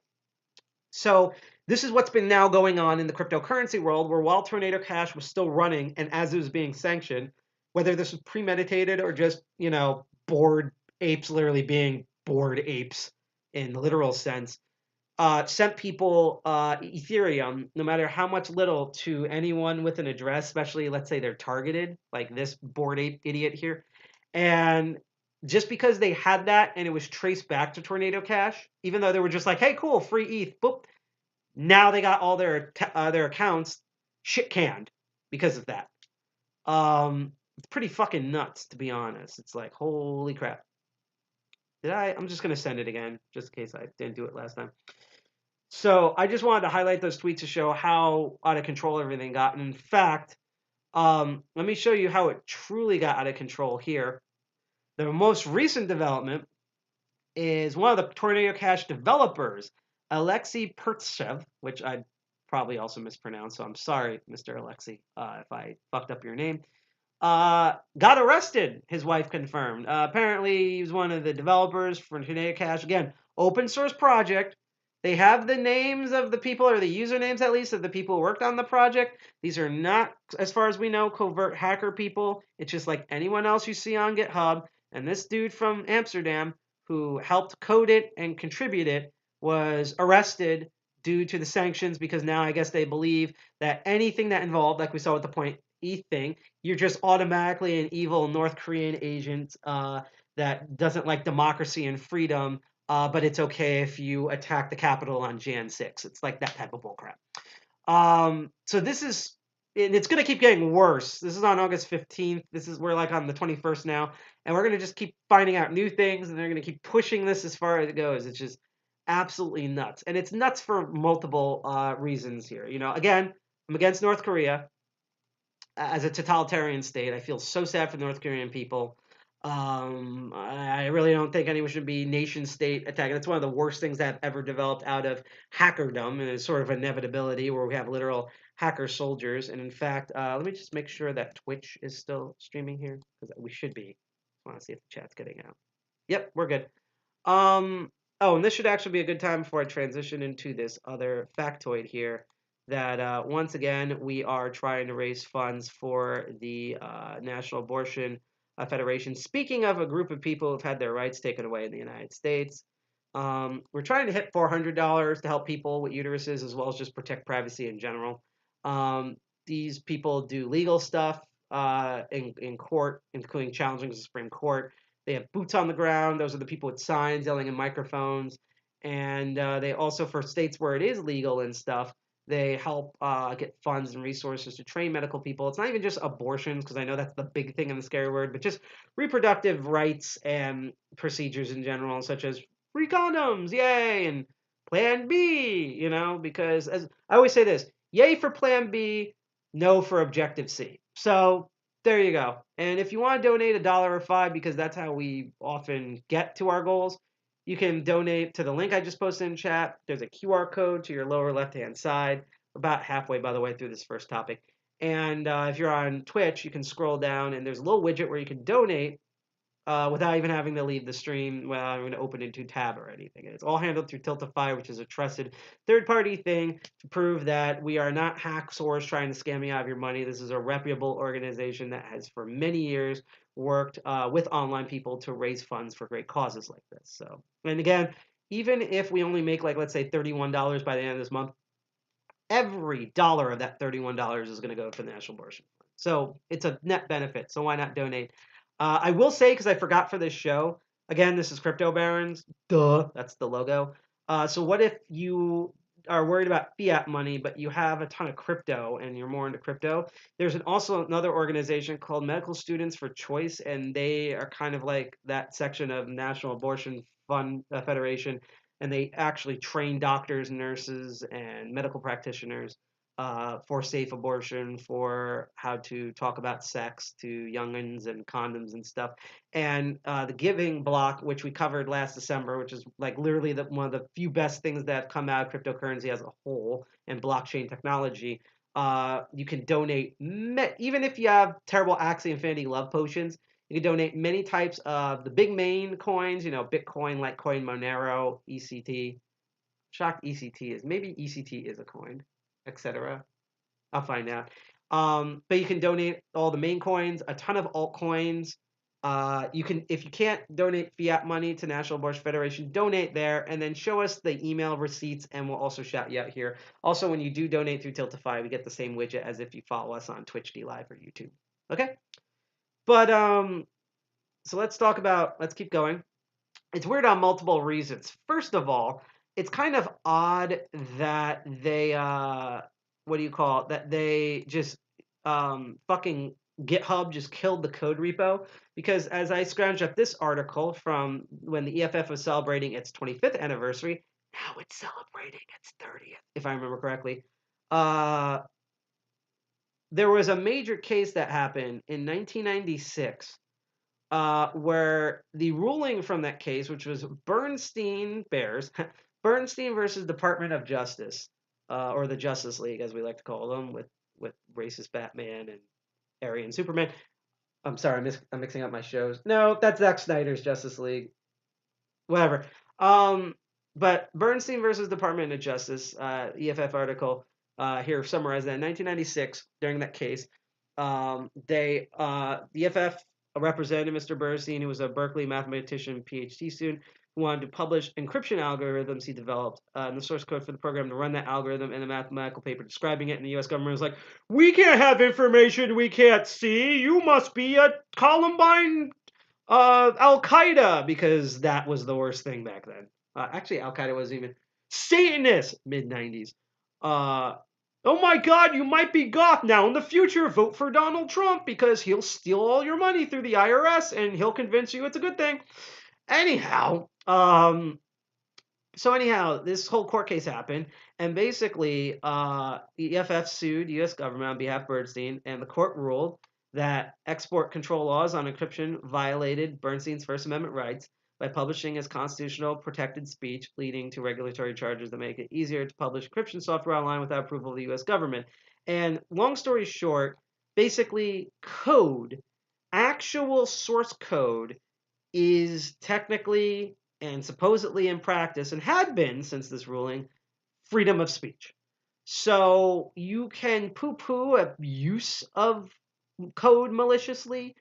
You can advertise people to not do the terrible thing with the code, but you're not supposed to be able to block the access to the source code itself. And this is why, honestly, GitHub, which, surprise, is owned by Microsoft now, is getting a lot of flack. Simply because, especially because it's centralized. I also loved all of the cryptocurrency people who were like, the crypto bros who were like, yeah, GitHub is centralized, so they took our code, aka free speech, which that part was right. And they're like, we need to make our own decentralized version of GitHub. We have no idea GitLab exists, but we need a decentralized version that has apparently never existed before, and we're going to use buzzwords like Web3 and IPFS and stuff, and like GitPia is like, am I a joke to you? Like, privacy tools, privacyguides.org, GitPia. You can host your own. You can put on IPFS and Tor and decentralized stuff. It already exists. It was amazing. It's kind of like people just being like, man, it's like, we need metal music, but it has to deal with like death and dying. Too bad no one's invented that ever. Someone should invent that. And death metal is just like, what the fuck, where have you been? That's just been amazing because, crypto bros are up their own ass. But long story short, this is also the insidiousness of how they're attacking this. Because again, the government can't go out and say, you have to erase the source code from the internet because, again, it's free speech. But what they can do is be like, you can host the code. We're just going to sue the fuck out of you endlessly and throw all you people in jail because You might be like Hillary Clinton's emails or some shit, or you have Hunter Biden's laptop, and trickle down theory and other stuff that they tell young kids is fairy tales along with Santa Claus isn't real. And basically, by punishing GitHub, it forces their hands because corporate rights are different from amendment rights, according to the United States, even though that's not true, but they act like it is. And now they can delete the source, not because they're deleting it because it's free speech, they're deleting it to save their own ass from being sued. And that's what makes this whole like attack by proxy sort of toxic ex-girlfriend, ex-boyfriend type of bullshit, telephone game shit, what makes this so insidious. Basically, the United States Justice Department, along with their enforcement division, is a petty 17-year-old lesbian girlfriend. It's just fucking awful. So that's already problematic thing number one. And then you have also all this stuff where just like the Uniswap people are now updating their terms of service and all sorts of craziness conversation about, oh fuck, what do we do now that that's pulled? The code's kind of similar to our code. Are we getting pulled next? And all the description and tracking of the different sanctioned wallets that are happening. Because again, if you have anything that was done by Tornado Cash, you're being fucked. And then fucking the TRM Labs integration, which they changed their whole terms of service workflow, and then my favorite thread, which is the OFAC blacklist, and I'm going to read this in the most wishy-washy U.S. libertarian voice as possible after I share the link to this GitHub pull request. We, the Ethereum ecosystem, are building censorship-resistant software. Actually, hackers are with like Mimblewimble and Tor, but you don't think they exist. We are not building. Oh, also, Oxen is actually doing it in blockchain. You are just posers. We're not building software that censors people out of the gate. If we wanted that, we would just use the fiat banking system. It's so US libertarian, and accept that people all over the world are unbanked due to censorship of various governments. If we support the OFAC or OFAC blacklist, why not the equivalent of the Chinese and Russian blacklist? Those countries are like, yes, please. The whole point of this endeavor, Ethereum, cryptocurrency, etc., is to get away from censorship, and this code just embeds it. If MEV boost is going to be a core part of Ethereum infrastructure, it should be written to be censorship resistant from the ground up. If individual replayers, proposers, or builders want to run with the blacklist, then they are welcome to, and they can choose to support the totalitarian regime of their choice. It should not be part of the code base that you're seeking to get blessed by the broad Ethereum community. It's weird because he does kind of have a point that, again, this should not be built in the code. But on the other hand, this sounds like whiny GNU shit, to be honest. But this just shows like how catastrophic this has affected everyone. And again, because the main thing with Tornado Cash, and we'll get into that in a moment, was Ethereum. Um, yeah. Ethereum got hit the hardest, and like because Ethereum's one of the big boys, all the big boys are now concerned. I mean, Bitcoin got hit with the what was that article? With Bitcoin fog, and now this. So now everyone is fair game to the terrible. He said she said swatting revenge plot by the United States Treasury Department. Um, so with all of that craziness out of the way, I do want to play two more videos to kind of explain something. So the first thing we're going to look into is Tornado Cash itself, and I want to sort of get into like because we've been talking Tornado Cash this and cryptocurrency mixer that, and so the question is what was Tornado Cash? And, just like fucking magnets, how do they work? So we're going to watch, if I clicked on this, the good video, but I'm going to read this comment that just got posted. Sad seeing the, quote, ripples already made here. Precedents matter even if not part of the affected community. Another thing that's very important with this is that, again, a lot of people didn't like Mitnick. They especially don't like Kevin Mitnick. Now, same reason of like I've actually met Julian Assange. He's an asshole. I wish he would be locked up forever, but for like other reasons. But the reason why they're doing this also is because with Mitnick, Mitnick there was other cyber criminals that they caught that did way more worse stuff than him. He was probably the most braggy about all of his skid shit that he did. But not that I'm like an elite hacker. I'm just repeating actual hacker history. Let me just adjust the. There we go. But the thing was is that the U.S. government wanted to send a message at the time, and Bill Clinton, who was in charge, unfortunately at the time, basically said that if you tinker with any code, you're a poser, man. That you are a criminal. You are worse than Judas, and we're gonna throw the entire book at you. Of course, that didn't fully work out in the end. I would argue that was better, which is what kind of happened, which is that they just corporatized a chunk of the community to do their work for them. But I digress. That was, Mitnick was just one of many people, but they piled everything onto him because they thought he would be a sucker, and that they thought that by doing that, that would send a message. When in reality, as we recently found out, and this is going to be fun thing to talk about at our meeting this weekend. Turns out, after years of analytics, that those "you wouldn't download a car, would you" ads actually encouraged my generation to pirate more. In fact, a lot of those kids didn't even realize you could pirate stuff until the anti-piracy ads came out. Might happen here, different kind of generational people, different perspectives, but could happen. And I feel like that's definitely a possibility. This is just going to force more people into doing the stuff that the government doesn't want them to do. Maybe that's by design. Maybe they just want to fill more prisons to make money. No idea. But yeah, that's the whole thing. The ripples, that's what they want. To quote the Joker from The Dark Knight, aka what every red neckbeard philosophical person that hasn't seen the Joker movie and did their neckbeardy men's rights bullshit doing to here.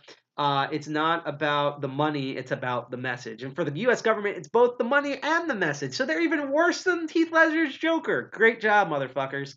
Anyhow, as I said, the next video we're going to watch, we're going to kind of watch them nearly back to back. Keep talking about Tornado Cash this, cryptocurrency mixer that. Let's, if I click this correctly, watch an educational video for educational purposes only. I probably should have said this in the beginning, but I'm going to repeat it again later. This is just to talk about the news and what it is. Any code that you see, if it seems risky to run it, that's up to you, man. I don't endorse any sort of, especially for DCG 201 to be involved, any sort of malicious activity that's going to actively harm other people, no matter how despicable they are. That's, to me, what the actual legal system is for, even though they just want to basically put their boots on minorities all day. But that's what I believe in. I think that's also good for DCG 201, and it's also a legal thing to save our ass, to be perfectly honest, that holy trinity. So all the stuff you're going to see in this video about what Tornado Cash was, some of the stuff we're going to cover in a moment, it's just for educational purposes only. I don't want people to use this, and if you do use it for nefarious shit, that's all on you, okay? We did not endorse any of it. You're on your own. Good luck, because you're going to need it. But let's actually stop pussyfooting around the bush. Wow, that was oddly sexual. And let's look at what Tornado Cash actually is and a bit more detail, because we're going to look at it now of sort of how it works and what it is and why what it is how it worked. Wow, that turned into like stone Dr. Seuss. Anyhow, let's watch this video. Tornado Cash. Have you heard of it? This is the Ethereum DeFi application that hackers have used to launder hundreds of $millions worth of hacked cryptocurrency. And now I'm going to show you how to use it. But actually, there are some serious, legitimate reasons for using Tornado Cash that are not illegal. How would you feel if literally anyone on the internet could look up all of your financial information? This means the money in your bank account, your salary, your debt, your investments. Obviously, that wouldn't be ideal, but this is exactly what happens on the blockchain if you aren't careful. In this video, I'm going to show you how to use Tornado Cash to protect your financial privacy on the blockchain. By default, all information on most blockchains is public. If someone can identify your main financial blockchain address, they'll be able to see not just your net worth, but every single transaction that you've ever made. Currently, the best way to keep your financial information private on these public blockchains is to make sure that nobody can link your wallet address to your own personal identity. But if every single transaction is public, how can you even send money to this main private wallet in the first place without it being tracked backwards? This is where Tornado Cash comes in. By using Tornado Cash, you can send funds to a fresh wallet without having a traceback to the original funding wallet on the blockchain. Tornado Cash uses a simple yet elegant mechanism to provide anonymity. Cryptocurrency is deposited into the smart contract by the depositing address. Deposits can only be made in set amounts, like 1, 10, or 100 Ether. This deposit goes into a pool of funds shared by all Tornado Cash users. The funds are then withdrawn by a different address, called the relayer, to be sent to the recipient. Because there are multiple withdrawals of the same value, the withdrawal cannot be tied to the specific deposit address, and the on-chain link between the recipient and the depositor is broken. This is actually a really cool implementation of ZK Snarks, which is a type of zero-knowledge proof. If you want to dive deeper, I'll link that part of Tornado Cash's documentation below. And also to note, we also covered that many episodes before, 2 years ago, when we talked about privacy and security coins that weren't on the dark web. And we covered what ZK and ZK Snarks actually is. So after this episode, if you want to search DEFCON 201 or Crypto Barons and Z Snarks or privacy coins, you can also watch our recap, including the math of how it works there. Anyway, back to the video. So, what is the best way to use Tornado Cash? If you are putting any serious money into DeFi or NFTs, it's pretty much a must use. The main workflow that I'd suggest using is to fund a specific on-chain wallet from a centralized exchange. Then, once you have funds on-chain, use Tornado Cash to send those to a fresh wallet. This can be your main financial wallet. If you ever need to do any identifying transactions, such as buying an NFT and putting it on your Twitter profile, or voting in some kind of on-chain governance that could be tied back to your personal identity, then you should use Tornado Cash to send funds to a fresh wallet for these identifying transactions. Alright, so let's get into the actual tutorial. Here we are on the Tornado Cash website, which is tornado.cash. I'll put the link in the description. And as you can see, this is mainly just a landing page. You can see some interesting stats. Over 2 million ETH deposited.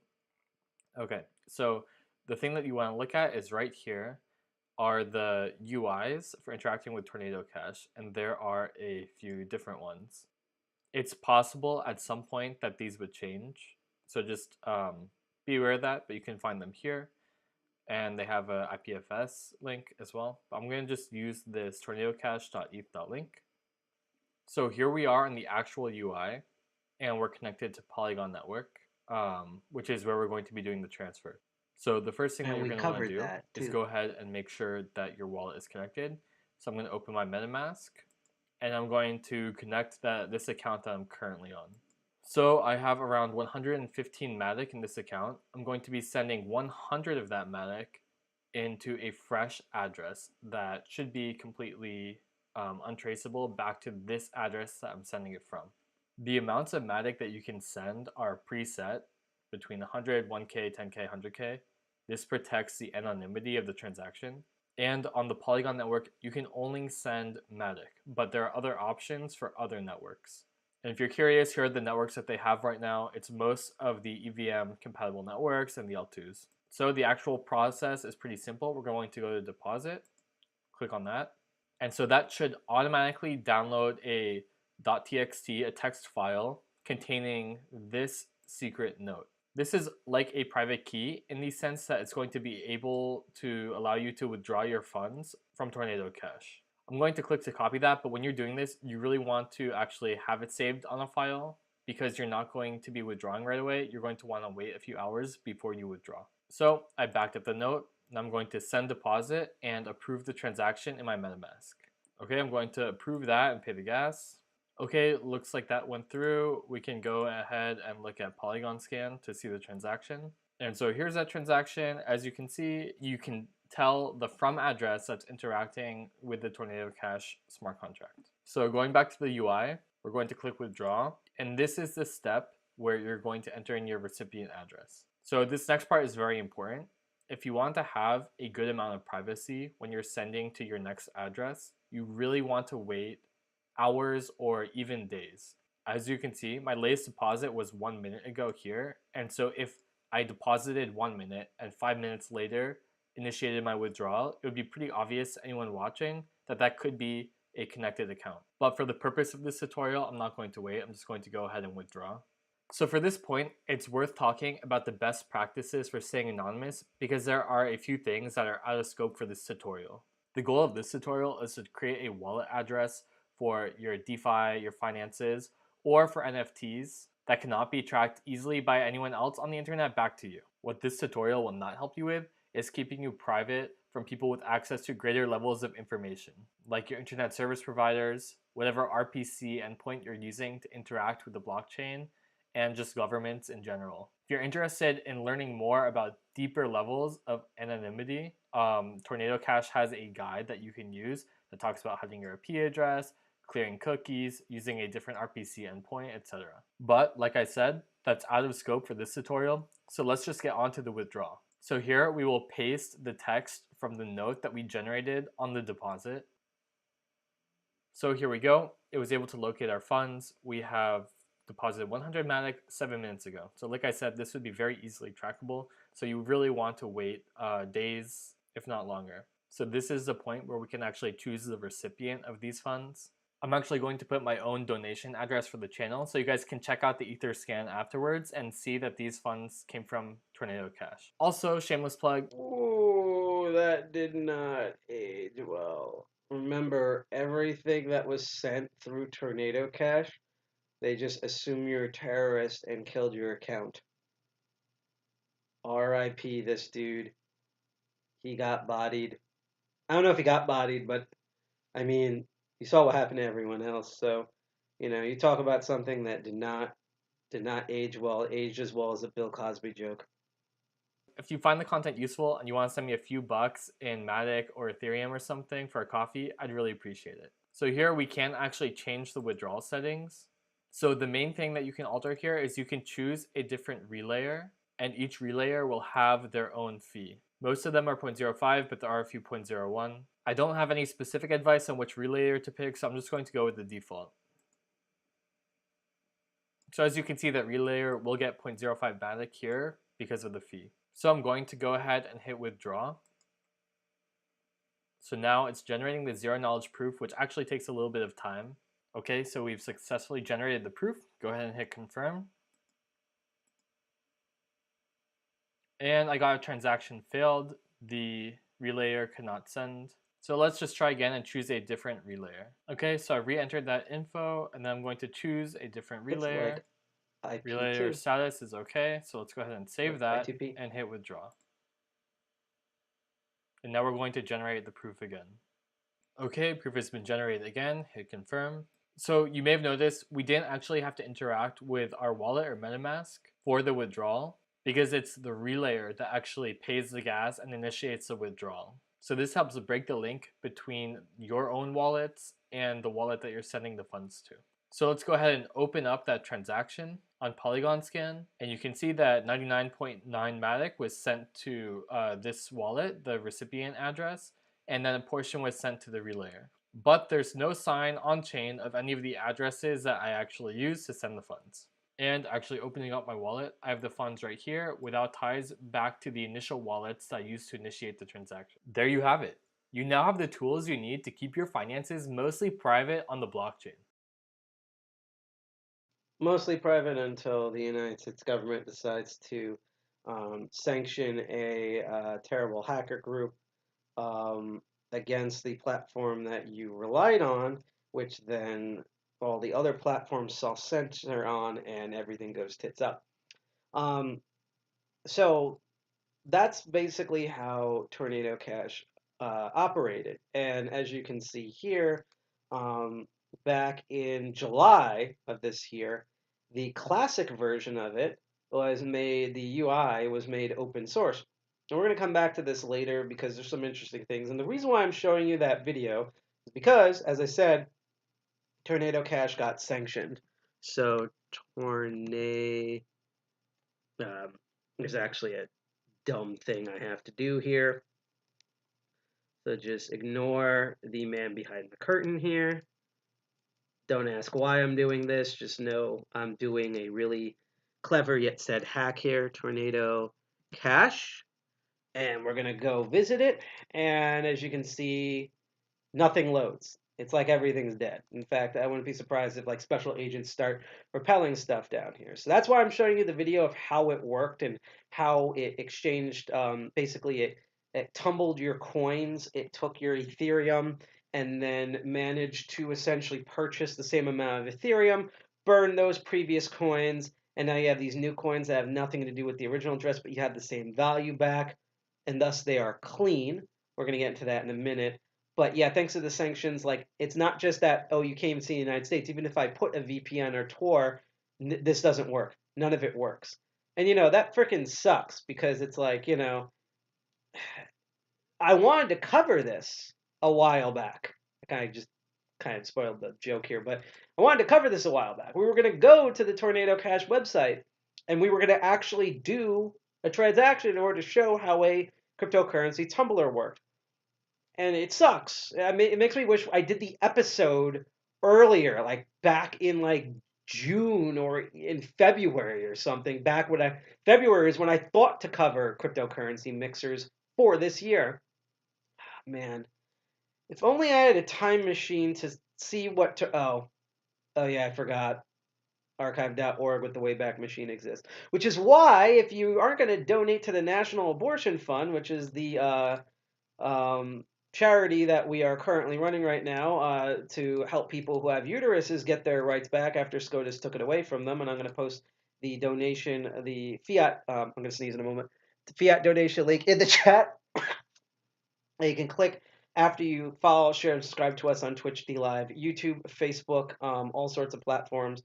You can also scan the QR code in the lower left-hand corner, or if you're on Twitch, you can go to our little widget, scroll down below, and do $1 or $5 or hell, even the $375 donation we need to hit 400. But even if we don't make that, all the money's still going to go to National Abortion Fund to get back rights, not only for people with uteruses, but also general privacy rights that were also stripped away during that SCOTUS ruling. And let's say, that's fine, but, even after all of the U.S. sanctions and centralization of cryptocurrency, one, you might not trust fiat money. I don't blame you. Or two, you just have way more cryptocurrency than you have fiat money flipping burgers in real life. You can also donate to the medical students for choice of any of the major top 6 cryptocurrencies, as well as many popular alternative currencies done by the Giving Block. And I just also posted that link in chat. One of these days, I'm going to put the URL up for them. Because even though we're doing this run for National Abortion Federation and for women's and people with uteruses reproductive rights in general, as well as general privacy rights because of that, this is not it's kind of like the Ukraine conflict. This is not the end of us talking about it or raising money for it or dealing with it. It's going to be a constant thing. And we're also going to be using the Giving Block to a lot of other charities in the future for cryptocurrency stuff. But yeah, if you also don't want to support any of those two things, because it might be too controversial, maybe you could also donate to the Internet Archive, not only for all their amazing current work, but their constant and legal battles of various terrible DMCA motherfuckers who are trying to take them offline. So if they were taken offline, we wouldn't be able to. Oh, hi, Spider. Where the fuck did you come from? Hold on. Let me see if I can deal with this. Trying to run away. Oh, hang on. Run away, Spider. Oh, it does not like me. Hold on. See if I can do this. Missed. Oh, wow. It is running. My computer has a bug. It found a little pocket corner, but I'm about to destroy this bug's entire career here. Because I don't have bug spray, but provided it doesn't run up my legs.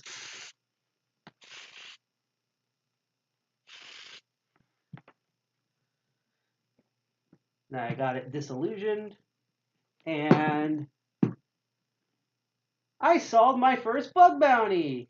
Yay! R.I.P. Spider. Sorry you all had to see that. I didn't mean to do violence on the live stream, but the last thing I want to do is for it to crawl in my mouth and me eating it, among other things. Gonna have to spray the whole place eventually. Anyhow, so this is what Tornado.cash looked like thanks to the awesome people on the Wayback Machine. And in fact, if you want to look at it for yourself, even though I'm kind of risking our channel here in order to do this, but then again, we are a motherfucking hacker group with a hacker live stream. Duh. Here's a link for it in chat.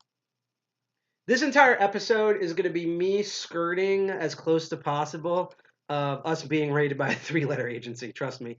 We're not doing anything illegal as far as I know and anything illegal on paper, but this is just, if you came in for a skeevy episode about crypto, this is this episode. Fucking hack the planet. So, this is sort of what the website looked like back in February 1st. You can see they had Tornado Cash, which later on was called Tornado Cash Classic, which that was the UI that was open source. And then there was Tornado Cash Nova, which is a second generation privacy protocol to support arbitrary amounts of shielded transfers. Here's their description, sort of cyberpunk look of how Tornado Cash works. User generates a random key note and deposits Ether or ERC token, which means it covers a lot of different altcoins, along with submitting a hash of the note of the Tornado Cash smart contract. And then you wait a ton of time, and then the user submits a proof of having a valid key to one of the notes deposited and contract transfers Ether or the ERC tokens to the specific recipient. As they know with the wait time, the user should wait amount of time before withdrawing to improve their privacy, because if you get too greedy and instantly pull out what you put in, people are probably going to suspect that. It's kind of like a celebrity liking their own comments. It's just fucking weird. As they say, Tornado Cash improves transaction privacy by breaking the on-chain link between source and destination addresses. It uses a smart contract that accepts Ethereum deposits that can be withdrawn by a different address. To preserve privacy, a replayer can be used to withdraw an address with no Ethereum balance.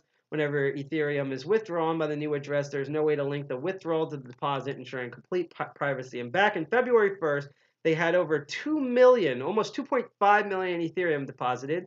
Over 2,600 unique users, and over 103,000 total deposits. Bunch of information here. Let's see.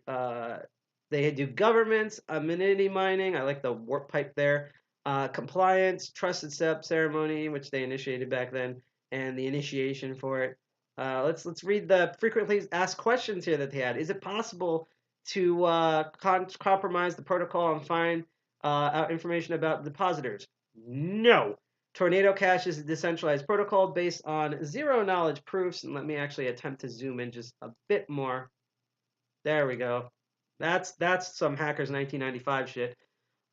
Its smart contracts are immutable, have no admins, and the proofs are based on strong cryptography. Only the user possessing the note, the OG note, is able to link the deposit and the withdrawal. It's probably why the United States government wanted to bootleg around the corner, sanction it. Do you collect data? The Tornado Cash project does not collect any user data. The UI is hosted in a decentralized way on IPFS and can be accessed through the following link at that link that doesn't work anymore. Users can run it locally or use a client tool, which unfortunately we can't see anymore. Wink, wink. Which steps can be taken to ensure the anonymity of the participating protocol? The Tornado Cash protocol solves not only on-chain piece of privacy, users also must follow these best practices to achieve privacy, which we might look at in a moment. Have the protocol been audited? The Tornado Cash protocol was audited by multiple professional audit companies, something that you rarely see even in the open source privacy community. The only thing I can think of that's ever been like audited off the top of my head is Proton Mail, which despite its faults, I use it just because it works in my threat model. But that's like literally the only thing I can think of. But they were some of the reports was the cryptographic overview by ABDK, smart contract audit, and an audit of the Z-Snark schemes.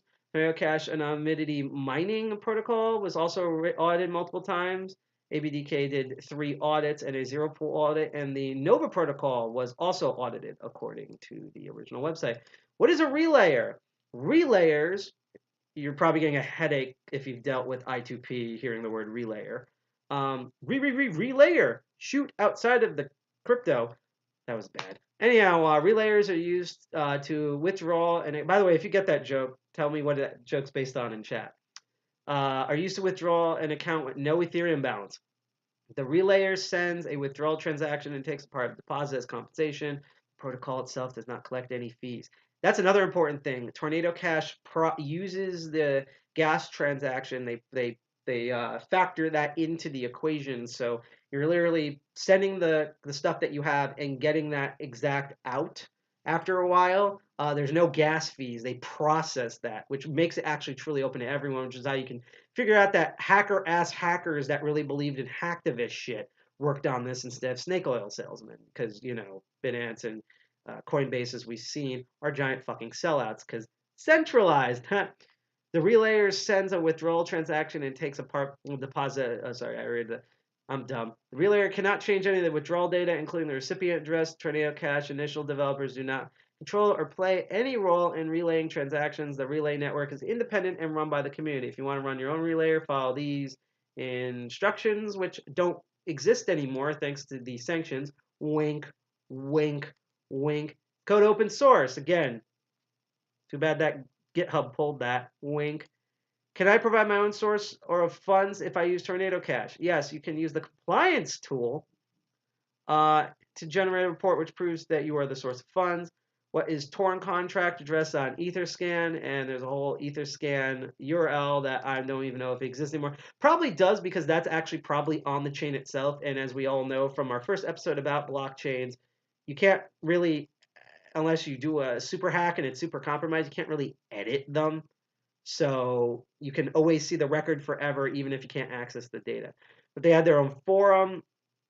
They had their own job page. Let's see if that loads. They were looking for Solidity engineers back in February. And with all the time we played with crypto zombies, maybe I could have had a job here. Though then again, the FBI probably would have kicked down my door earlier than normal. I hate being woken up by them. So I guess bullet dodge there. They had a whole compliance section. Let's see. That opened another tab. So let's see if Web Archive can actually load that or not. Yeah, it can't because that was dynamic. Stats, FAQ, and the documentation. Let's go back to the main page here. So that's what Tornado Cash looked like. Now, here's an interesting thing going on here. So this is Bitcoin fog. This was that, again, they didn't sanction it, but they did grab Roman Sterlingov. And by the way, what is it with Roman Sterlingov? Again, I'm sorry if I fuck up your last names. And Alexei Parsenev. They're just targeting Eastern Europeans. I don't even know if they're Russians, but they're targeting Eastern Europeans. And even if they're Russians, there's like cool Russians out there. So like, what the fuck? But this, they got their leader, but things like BitcoinFog.co are still around. In fact, there are still other types of cryptocurrency, and especially Bitcoin mixers, although between Tornado Cash and what happened to Blender.io, things might be looking very grim. So if this stuff sticks around, and even though now we kind of have an understanding what Tornado Cash works, what exactly is a cryptocurrency mixer? Or if you're being confused by the terrible Microsoft live streaming service that we initially were on until it ended because, Microsoft. What's also known as a cryptocurrency tumbler, which is not a lock tumbler, I might add. Well, that's where this next video is going to come in. Let's get a more in-depth look on truly what Tornado Cash actually was at the end of the day, which is a cryptocurrency mixer / tumbler. So let's get some education up in here. Let's go. Let's start off with a hypothetical scenario. Say you're in need of some extra cash, and so you put an ad in the paper saying you'll do anything for work. A couple days later, you get a ring on your telephone and you answer it. On the other end is a guy named John, and he's wanting to meet up and talk about a potential job offer. Well, you accept and you meet John in a dark alley with a bunch of his 250-pound friends. It turns out John is a mob boss, and he has some pretty interesting jobs for you to do, but he doesn't want to pay you in cash. Instead, he chooses Bitcoin. Well, given who he is, you don't really want your Bitcoin transactions tied to him, as that By could the way, cause a few Mafia legal Boss implications, happens in New so you Jersey a decide to go through what is called a Bitcoin tumbling service, so that way you can make your coins anonymous, so they can't be tracked back to the mob. But before going any further, we want to say that this video was made for education and entertainment purposes only. Anything you do outside of this video is on you, especially if you're in the mob. We don't need any of those kinds of problems here at Whiteboard Crypto. Welcome to Whiteboard Crypto, where we explain complex cryptocurrency topics using stories and examples so that you can understand it very easily. So easily that you could probably explain these topics to your grandparents. Let's dig in. What is a Bitcoin tumbler? Before we get into what a Bitcoin tumbler is, let's explain why you need one. See, any transaction on almost all blockchains are all public. This means you can literally see and track where all the money is going. If I send you money, I can simply click on your wallet address, see how much money you have, who else has paid you, and where you spent all of your money. Now this is a big privacy risk. Just imagine if one of the big US banks went, "We're going to release all of our customers' bank statements." It would be one big problem because nobody wants their bank details leaked. It's about privacy. For example, if you have $3 million, you probably don't want your neighbor or your mother-in-law knowing. But also, if you only have $3, you don't want your friends knowing that either. So back to our example. Let's say there is a wallet address that is known to be tied to the mob. We look at your account and we go, the mob paid you $20,000. Is there something you want to tell us? We can do simple analysis and find out who is paying you. Now this is good and bad, especially in cryptocurrency, but usually we want our own personal money matters to stay private. So a Bitcoin tumbler attempts to fix this. The goal is where you hide where your money is going and you hide where it's coming from, or at least you hide it from anyone other than yourself. So here's how it works. Imagine if the police were looking for you because you didn't leave a like on this video. If you haven't already, you should hit that like button, otherwise they'll be looking for you soon. The information given by the suspect says he was wearing a red shirt. Well, all we know is that this suspect is a guy because they said he, and that he's wearing a red shirt. So let's say you're running down the street because you still haven't clicked the like button and you find a cool bar, so you pop into that bar. But you find out they only let in people with red shirts. Wow, it must be your lucky day. So there's probably 100 people with red shirts in here, and now the police have absolutely no idea which person to question. So they start questioning them all. And at any point, if you wanted to, you could run out of the bar unnoticed. There is no way to track you because it would take way too long to search through all the people with red shirts on and then question them. And then maybe by the time they're halfway done, the bar will shut down. Well, this is essentially what a Bitcoin tumbler is. We're mixing up all of By the way, I think this is the only time that wearing a red shirt has ever been a good thing. our Bitcoin through a bunch of other wallets that essentially want to do the same thing. As an example, our one Bitcoin goes in with 499 other people's Bitcoins, and then they mix them all up, and then they send that one Bitcoin back to whoever sent it. In real life, these tumblers cost fees, and they're much more complicated than that because we really want to make sure that you cannot track the Bitcoin so that it stays hidden. To do this, we can run a Bitcoin through a tumbler hundreds of times, making it almost impossible for someone to track that transaction, even if that someone is a government with lots and lots of technology, resources, and time. One thing to know about Bitcoin tumblers is they become more and more secure the more and more people that use them. For example, if me and you put in a Bitcoin to a tumbler, it would be a 50% guess as to where each Bitcoin went. But if 100,000 people put in a Bitcoin, the odds are much, much lower, and they are exponentially compounded if the tumbler tumbles a few times. Another thing to note, we keep mentioning one Bitcoin. It doesn't have to be one Bitcoin. You could use 0.00001 Bitcoin or 100 Bitcoins. The tumbler will chop them up and slice them around so you can't track them by simply knowing the total amount. Because, for example, it would be pretty easy if 420.69 Bitcoins went in and then 420.69 Bitcoins came out. It'd be easy to track that transaction. One last thing to note, we also keep mentioning Bitcoin tumbler, but Bitcoin was the first cryptocurrency to use this. In fact, any cryptocurrency can create and use a tumbler. It's just a concept. There are Ethereum tumblers, Litecoin tumblers, BNB tumblers, and there will probably be many, many more since they are useful and serve a very valuable purpose. Let's move on to another very big and important question. Is a Bitcoin tumbler illegal? Bitcoin tumblers themselves are simply technology. They're pieces of code, so I would venture to say they are hardly illegal. However, they are commonly used for illegal activities, such as money laundering or what is called structuring. You can look that up on your own time. We don't really want want to explain that. Recently, Roman Sterlingov, who is the CEO of Bitcoin Fog, was actually arrested for running a Bitcoin mixer platform, and he was arrested under the alleged charges of unlicensed money transmission, money laundering, and money transmission without a license. We'll let you decide if those have anything to do with a Bitcoin tumbler, or if they have more to do with what he was doing with the money. As you can see, this is already a start in the direction of the government cracking down on the use of Bitcoin tumblers and their uses. An important thing to note here is that the users of Bitcoin Fog, the people that actually used the platform, were technically anonymous. All the data required to join the tumbler was a username and a password. So it's not like the government is going after all those who use the service, just the person who hosted the service. Of course, the government doesn't like mixers. It removes their ability to regulate, control, and track money. As always, we aren't here to add our political opinion, just to educate. So if you're worried about being involved in a process like this, but also want the benefits of untraceable cryptocurrency trading, you can use what are called privacy coins. For example, privacy coins like Monero and Dash allow you to send your coin. Which, by the way, we covered this again episodes ago when we covered privacy coins like Monero and Dash and how they worked. This was 2 years ago. You can look up Crypto Baron's privacy coins. I can't remember what number episode it is, and hear what I had to say about it back then.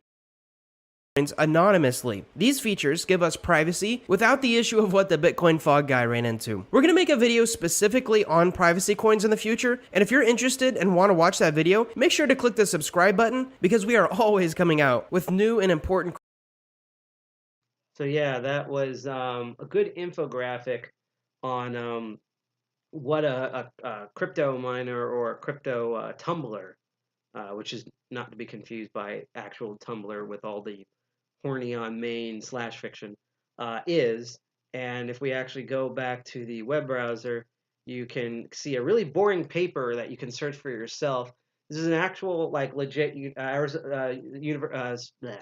actual university research paper done by a couple of people that I'm going to screw up their names, so I'm not even going to bother reading, by the Arizona State University, called Everything You Ever Want to Know About Bitcoin Mixers But Were Afraid to Ask. Again, back when Bitcoin was the more noted of them, and cryptocurrency mixers didn't exist. Is a 30-page long thing. They mentioned how in 2019, our cousins at the European Union sees Best Mixer, a mixing service that advertised to eradicate any criminal history, say with the users Bitcoin. After investigation, authorities heard that the majority of the 200 million that traveled through its service had a criminal origin or destination, which is weird because that's how it would also describe the office of Boris Johnson. But I digress. Even though this was way after they did Brexit stupidly. So me, an American, all Europe is just, where did all of our bad behavior comes from? Ta-da! Bitcoin mixes service are not illegal by nature. They guarantee to obfuscation. A trail of funds appeals to begin users who seek anonymity, and various central mixing services are available to the public today. The techniques implemented by these services have direct impacts on users' privacy and security. For example, Best Mixer claims to eradicate, quote, order history completely and automatically in 24 hours. This claim was proven false when authorities seized IP addresses, transaction logs, wallet addresses, and chat messages that were stored on multiple Best Mixer services, which also tells you that even when something advertises itself as private, one, do your research, but two, anything you put on the internet, if it goes through the internet, I don't care how secure it is, just act like it's going to be on ClearNet on the front page of Google and still maintain actual privacy sanitation practices, in addition to whatever privacy-centric services you're using. Again, you're just trying to do the maximum amount that you're putting in. It's not a guarantee that you're going to be all James Bond stealthy, but just putting that out there. Is a whole research paper, describe what blockchain is and transactions and mixer, where again these addresses come in, they get mixed, and it creates these new addresses that you can withdraw from when you prove the receipt that you originally put the money in, all done anonymously through Zsnarks. Uses obfuscation techniques, and this paper goes into a lot of the details of the video we just showed. I don't really see any math here, so I'm not like dissecting. I did see security analyst, so see if I can find that in there. Chip mixer, public mixing services. centralized mixing protocols, academic mixing techniques, threats. We're back up here again. I could also use search, but I want to be a Neanderthal and just like scroll, look. And again, just want to remind anyone that if you have any questions about, what I'm talking about, anything on cryptocurrency or blockchain that's not an obvious troll, my crazy hair, why am I being rendered at an amazing 280 by 163p, and why my audio is in amazing high quality drive-through stereo, or drive-through mono, I should add. You can ask in chat because again, I've been reading comments and they've been really interesting to interact with you all. Sudoku wallet, combining two crazy things together. But again, if you're just here to listen to my not soothing voice talk about all this crazy talk going on, here we go. As I always say, keep lurking, keep learning. So under security analysis, they wrote, we built our security analysis upon Obstructo, which we're going to look into. Security analysis performed by CoinJoint, which sounds like an amazing high after sniffing it. After smoking it. Let me just adjust the camera here. I'm really trying not to unplug the laptop. Next time we do this, I'm going to be actually at the proper. I have a proper desk over there. I just didn't have any time to set this up. Coin Shuffle, which is a terrible casino game. Coin Party, another terrible Mario Kart as well. Zim, which sounds like the cousin of Vim, so we can talk about that better. Mixcoin, Blind Coin, which I'm really shocked that there's no. I was just going to say that there's no like cryptocurrency for the visually impaired, but I don't want to give people more terrible ideas than cryptocurrency and blockchain already has. And Tumblebit. So basically, all of them failed coin theft prevention, all of them failed relationship anonymity, all of them failed participation guaranteed. Only Crypto Mixer got the large mixing set guaranteed. Remember, this they're not counting. This is, I think, written way before Tornado Cash, so just know that they all did good at joint then abort resistance, which, our SCOTUS might disagree with that word abort, and minimum on-chain Texans. I don't know why they're invoking Texas, but Chip Mixer and Sudoku only had one. The rest of them had two. And this is a table comparison here. So you can see this was definitely in the early days, and just because again that something that's privacy focused claims that it's private, that doesn't mean that it actually succeeds. So that's why you need to do your own research. That's why like privacyguides.org and stuff exists. But all that stuff that you saw in the video about how it actually does the exchange by you putting in, you get an IOU, it generates a new set of coins that match your amount, and then when you come up with the IOU, it gives those new coins back to you. So you're getting technically your old value back, but they're all new coins. Therefore, it wipes the slate clean on transactions, which is how criminals are able to do money laundering and how activists can do actual funding in terrible dictators, failed states, such as North Korea and Iran and Burma and Texas and, other terrible communist failed states. But yeah, I love doing some plain guys from Montana. I always love doing those shows. But yeah, all of that was explained in that video that we just saw, done by the amazing people at Whiteboard Crypto. If you haven't followed their YouTube channel, definitely check that out.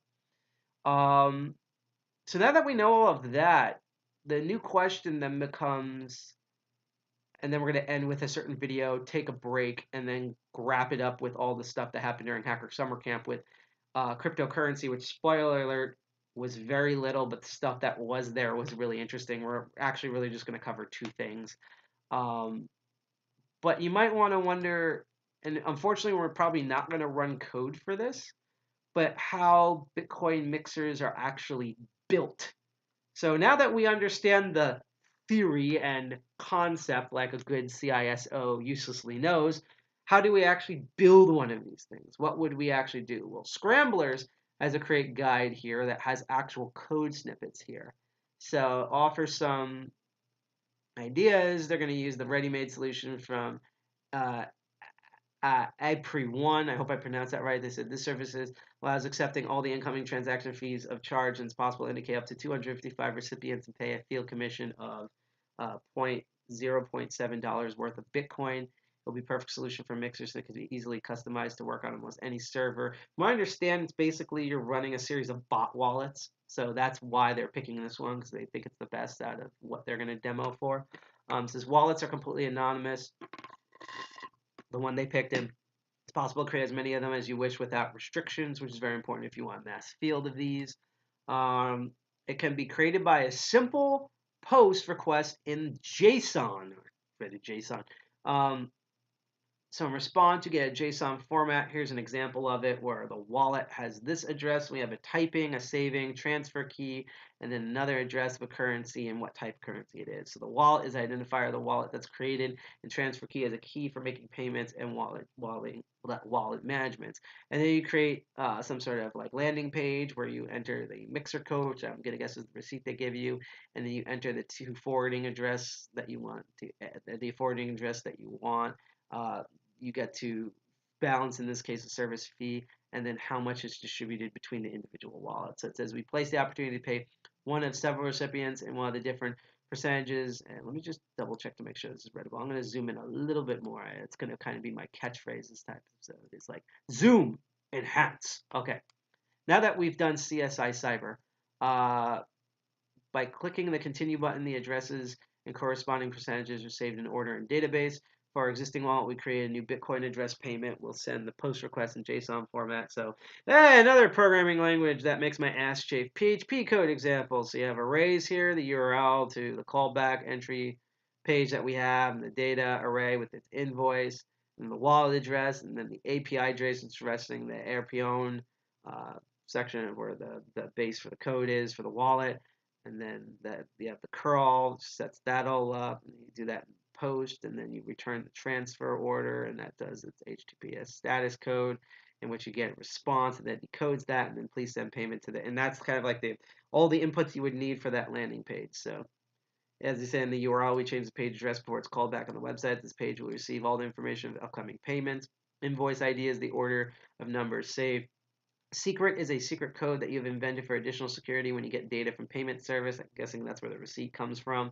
And then wallet is a wallet identifier that they work with. So you can also show a QR code, by the way, with the Bitcoin address for comfortable payment for mobile phone, although again, there's a lot of man in the middle address. Unlike the QR code we have to raise money for the National Abortion Foundation. Yes, I managed to do a segue that is not at Hackers Planet Earth directly into our charity drive, which we currently only have $30 for by two amazing people who donated. We were hoping for $400. However, any money that is donated, even if we only get like $31 by the end of this month, it's all going to go to the National Abortion Federation to challenge the SCOTUS ruling, not only on the street, but in the courts, and also in states where it is legal, not just for abortions, but reproductive rights for men, women, any sex of your choosing, uterus or non-uterus, to train the doctors, physicians, caretakers, and pharmaceutical pill popping folks on how to properly and safely engage in them. So if you want to donate fiat money to that, you can either scan that QR code that's done through Tiltify. We don't handle any of the money, or you can click on the link in chat. And if you're on Twitch, it's even easier. You can just scroll down to the little widget we have for Twitch. If instead you have a ton of crypto, more than you have your dick sucking money, as I do, or you still don't trust fiat money despite all the government sanctions and also all of the snake oil shills clamping down on their ever increasing pool of funds, aka being rich like we have with fiat money. Elon Musk. Sorry, I just when a disease like Elon Musk comes up, it just the symptoms flare up. But you can use the giving block and instead donate to the amazing group Medical Choice, Medical Students for Choice, which does that section that I said about the National Abortion Fund. With your donations through not only the main cryptocurrencies, which, by the way, if you want to do it anonymously, you could probably run it through one of these mixers beforehand. See, a good use for that, especially for red states and other states that made it illegal with the SCOTUS ruling. But which those states would think it's a crime, even though it's more of a crime that Ted Cruz exists, to be honest. Just as I don't even want to call him a human being, just some weird bipedal. People think he's a Zodiac killer. I think he's a shaved Bigfoot. But anyhow, but the giving block, you could donate any of the major cryptocurrencies, Bitcoin, Litecoin, Monero, etc., and a ton of really popular alternative altcoins and also contribute. And if you show those receipts for that, so instead of the usual, which you also get when you like, share, and subscribe on Twitch Live, D Live, and YouTube, we get the notification and we cheer you on. For when you donate to National Abortion Federation, you can email or DM us on social media your receipt for the giving block for Medical Students for Choice, and we'll also cheer you on. Just putting it as a note. But anyhow, back to more coding here, because we're gonna try to run stuff at the end, but we'll see how tired I am because I really want to pass out now. Long day, I had work, and then looking over these kids that sound like that they finally expired, so we have peace and quiet. That's a joke, by the way, maybe. Callback development. Callback page is required for accepting data about the transaction and performing business logic when you pay. Bitcoin processing transfers as a sum, address, hash, transaction numbers of confirmations data provided in the invoice ID. Even though Ethereum is not Bitcoin, we learned a lot of these functions in Solidity with smart contracts, because this is basically a smart contract with a ton of anonymous wallets that endlessly generate and juggling what was inputted with what's outputted. Essentially, is what cryptocurrency mixer / Tumblr is. But we learned a lot of these when we did both crypto zombies, and we learned this in Solidity. Data is transferred by post request in JSON format, which is faster and more comfortable. Challenge accepted. You write a simple script here, and then you do the Bitcoin payout, which is the backend server. So after the clients confirm the payment, you need to get a list of payment recipients, a percentage again. So there's a whole array that we pull from the JSON. We do that request. In this case, we make a payment to 2 Bitcoin addresses in the corresponding proportions. Without commission, there must be a list too. So all this goes into a wallet, and then that gets spit out as new transaction coins as it mints them by burning the old coin. However, the commissions of the payments will be fixed in this case. It covers the gas for that, and you can add a bunch of fun shit. But that's in a nutshell how you would create a mixer. So again, it's not even crazy. And there's also preset platforms now where you can do this, such as Jambler.io, which also has, and I'll post this in chat for those who are brave enough, they have a Tor mirror. So if you want to be super sneaky anonymous when you want to set one of these up and you're using Jambler, I almost said Jambler, just by the way, just sounds like sounds like the kid if Cousin It and One Eye Purple People Eater had a child, the Jambler, or like a bad 60s Adam West villain, Batman villain.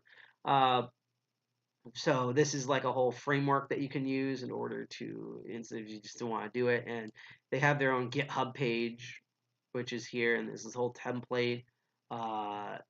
In order to do this, you need to have a virtual private or dedicated server with Debian 9. So you have to spin up the DM or the Docker for that. A account at Jambler.io, the Jambler API key from your partner account, and a Telegram API token to use with the bot. I'm going to zoom in a bit more here. There we go. That's some beefy text right there, actually. One more. Enhance. Full CSI Cyber. There we go.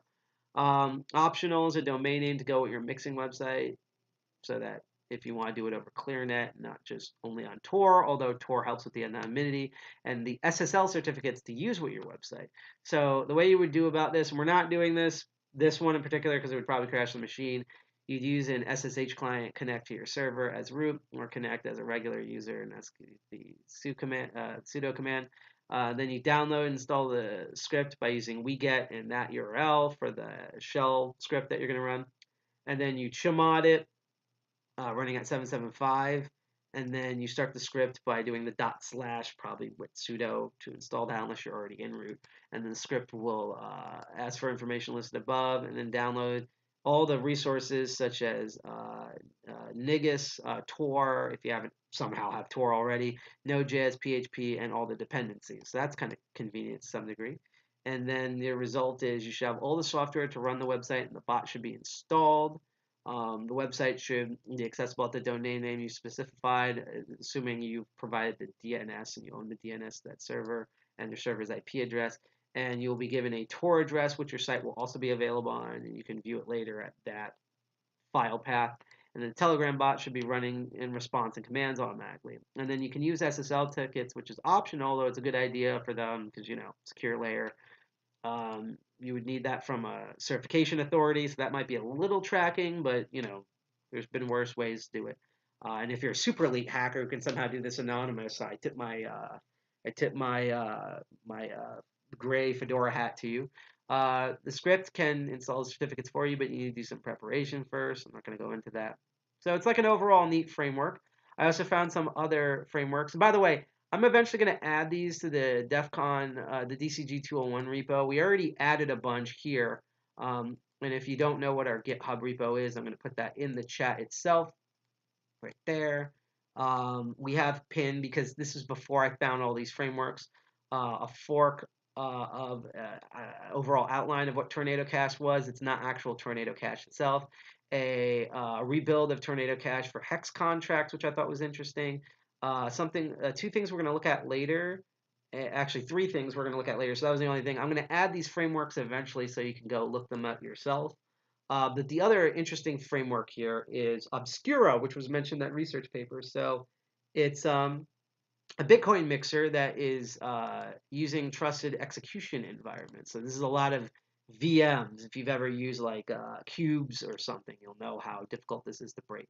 So if you want to run this, and we might try to run this at the end, is made up actually. So let's look up what Jambler is made up of. So it's mostly PHP, which gives me a headache, JavaScript, which gives me a headache, some CSS, which means all the typefaces go off the screen, and some shell to wrap all the bullshit coding together. For Obscuro, we have a lot of C. So that's my old schoolness right there. It's a lot of C. Perl, bleh, Perl mongers.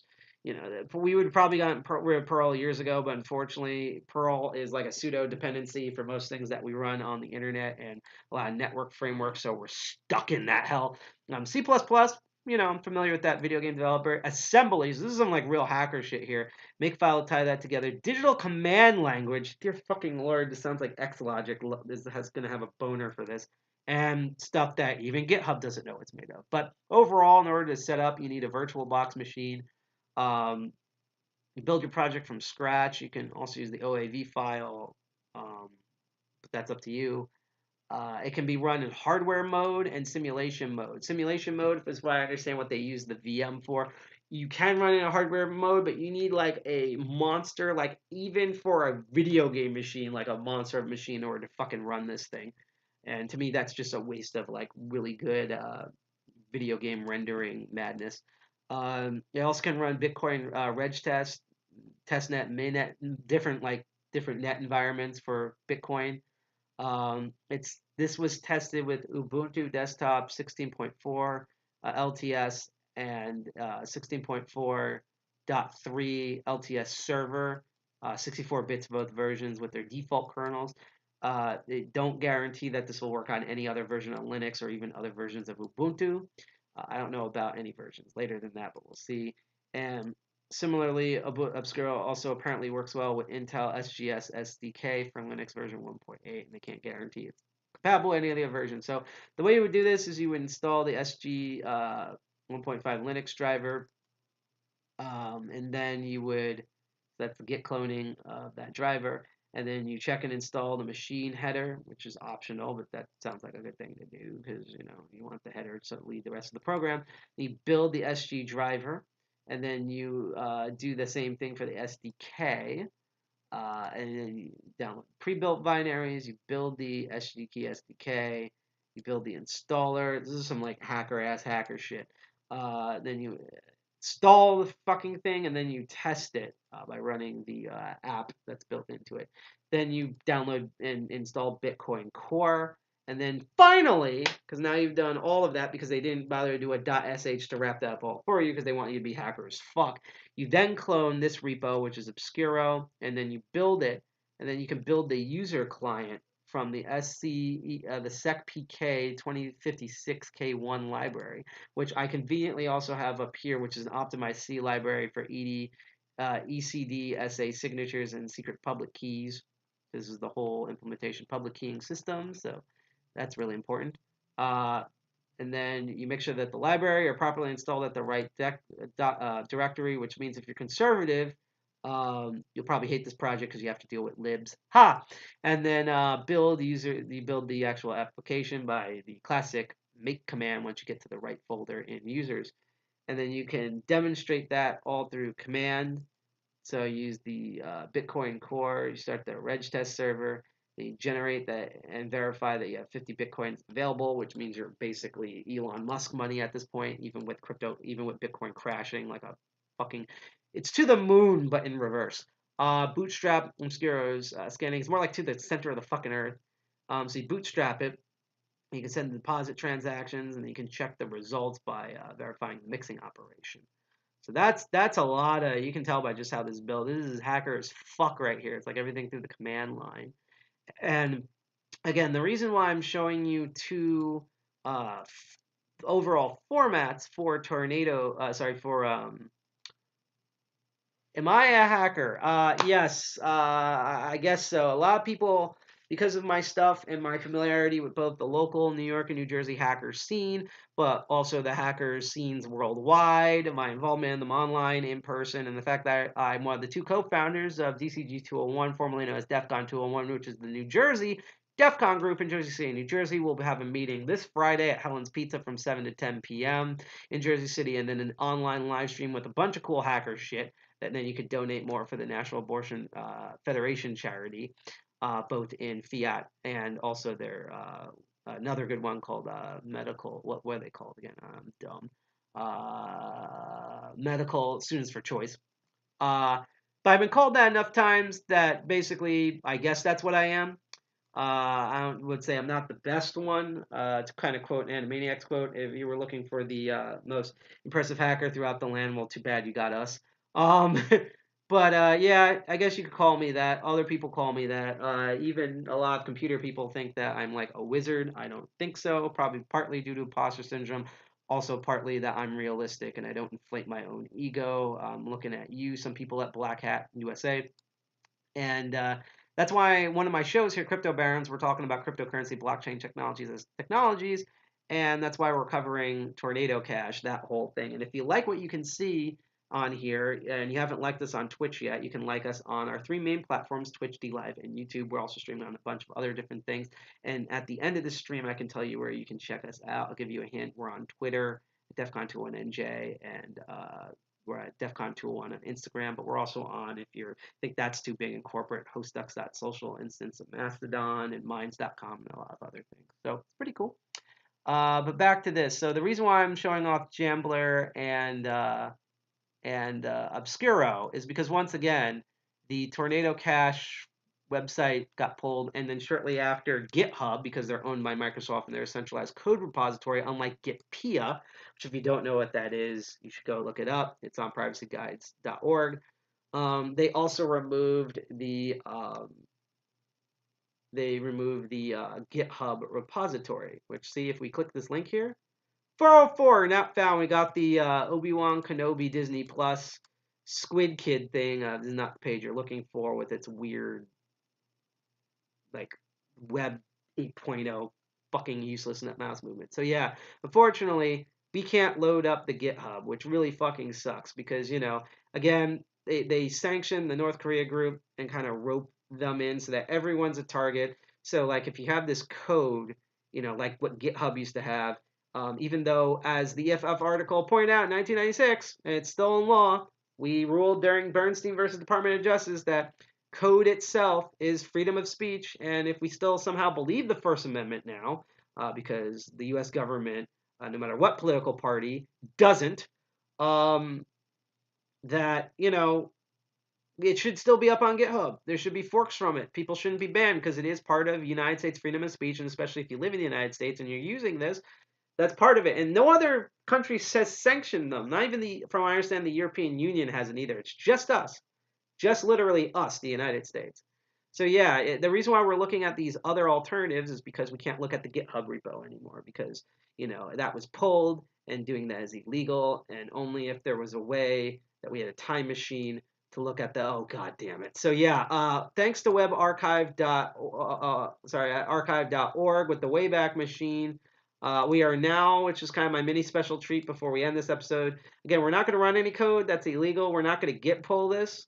But this is what the GitHub used to look like. So you had there was a ton of repositories. There's 47, but you have Tornado Core. You had the client. Both are made. All these are web-based, so they're all made in JavaScript. the minefield, so you can look at the mining operations, the relayer itself, the tokenized system, and the anonymity mining. Let's see if we can actually load up the core, or if we can load up any part of the page. So yeah, this is, and I posted the link in chat. This is all the stuff here. You can see the specs for this. I'm going to zoom in a bit more. Enhance. So you have the cost here and stuff, and the whole white paper for this, and the whole. They repeat again. This was audited. You at the to run this, you would need a Node. Need a version of JavaScript Node, and you'd have to npm install npx. To install that, you can use either client.js or use the browser version on Kovan. Run those scripts, Ganache, run its mainnet that was running at the time, which probably, well, yeah, no, the mainnet, it's the blockchain itself, so it's probably still is running. It's just nothing's really connecting it, or is it? You can deploy the Ethereum in it, or the ERC token version of it is the thing of how to resolve the ESN name to the DNS name for the relayer. All of this is here, and again, while this is down, I don't think you can actually git pull this from here. I mean, again, we're not going to try it because we don't want to do anything illegal. Wink, wink, wink. All the code, from what I understand, is still here. So if you want to go through and actually copy pasta all of this, all of it, just all of it is here.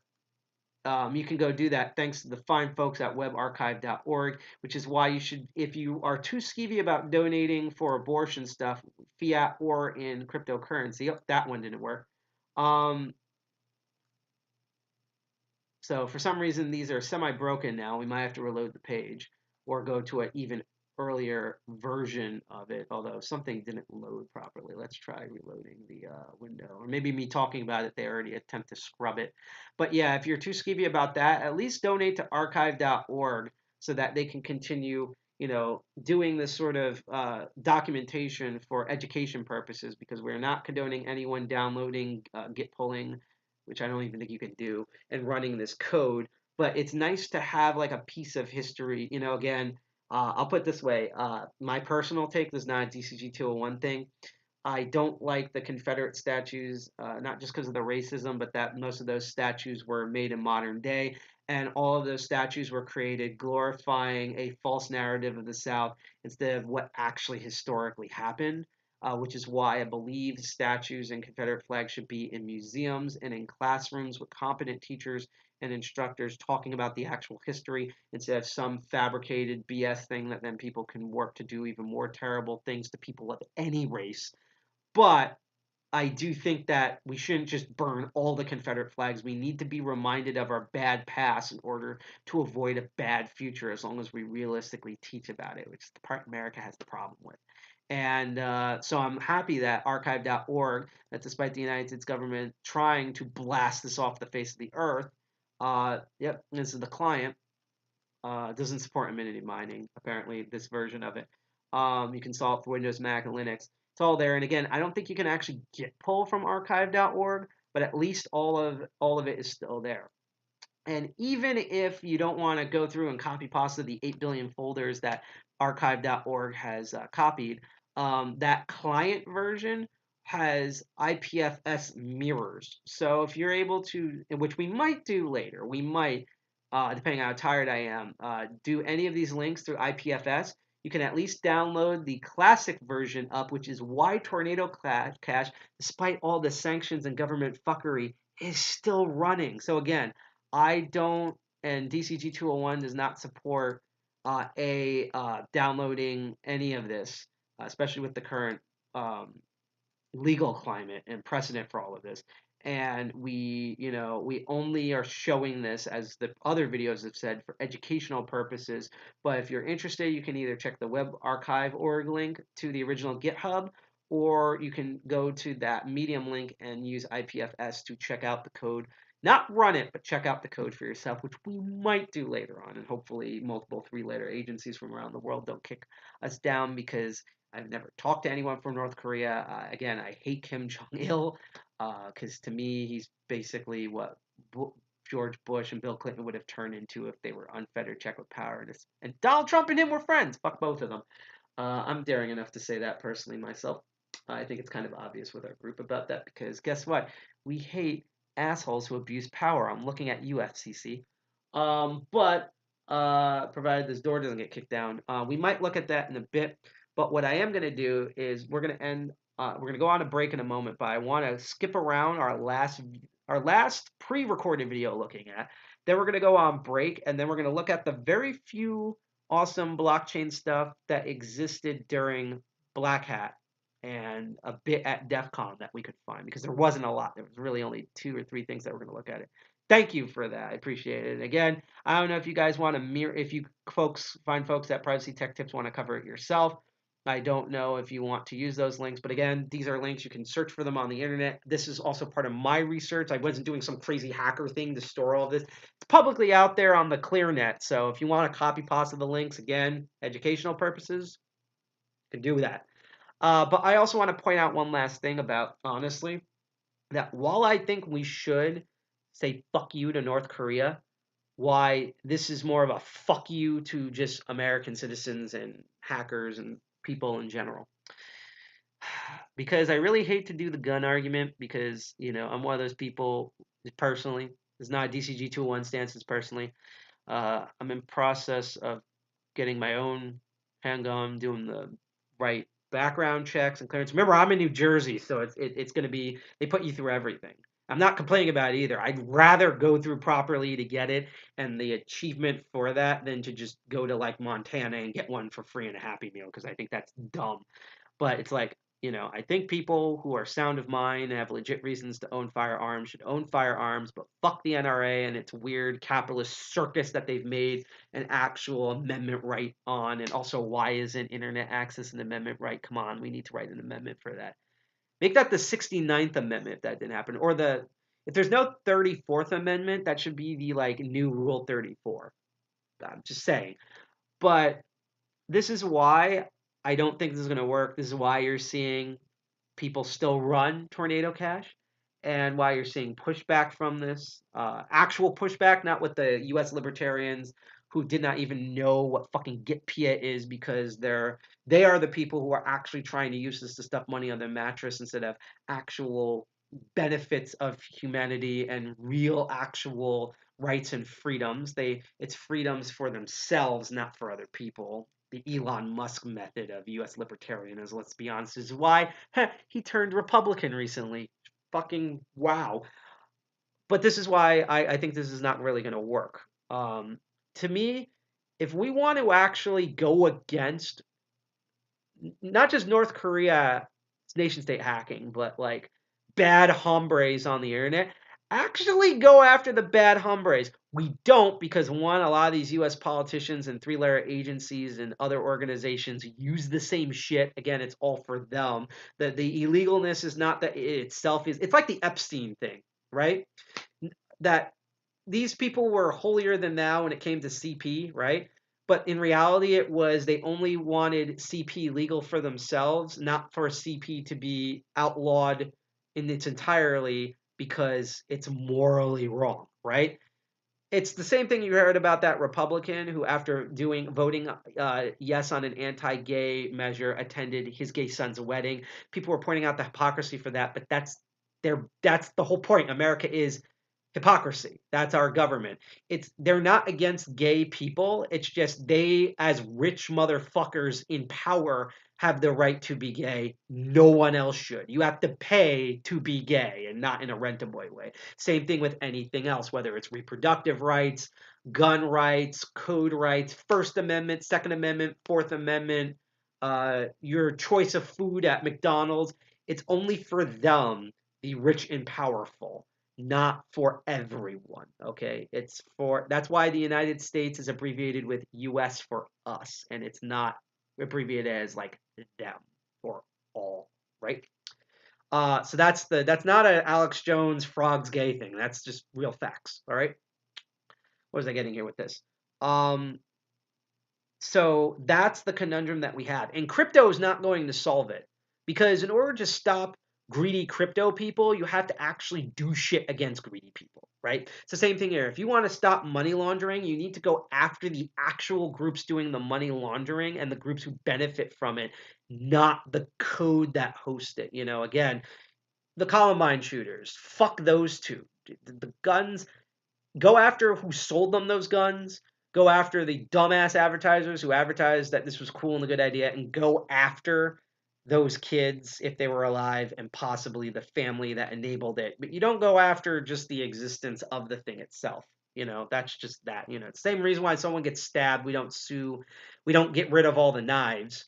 We blame whoever the fuck thought, hey, this drooling psycho should have a knife. Here we go. And also the people who are like, that person needs medication, but fuck them. We'd rather have money. That's what you do for real, right? And by the way, this is not a DCG 201 opinion. This is my personal opinion. So the thing about this, again, if you want to solve financial shit and real crime, go after the actual criminals benefiting from this. Go after, regulate. There's a creepy term, okay? Because this is needed. There needs to be a balance of freedom and regulation. That's just it. You can't just put tech, and it can help, it can automate the issue, but finance is only going to be solved by finance. Policy is only going to be solved by policy. What do I mean by this? This is going to be dumb to say, but I have to say it, especially for all the crypto bros who might be watching. Money laundering is not new. The U.S. government's trying to paint this picture that because cryptocurrency exists, that means everyone can money launder everywhere. It's been going on forever for fiat money, and in fact, all of our politicians in charge of the Senate, the SCOTUS that did the terrible uterus ruling, and all of that, and all the previous presidents benefited from freaking. How do you think the CIA barely gets budget from us? Where do they get their trillions from?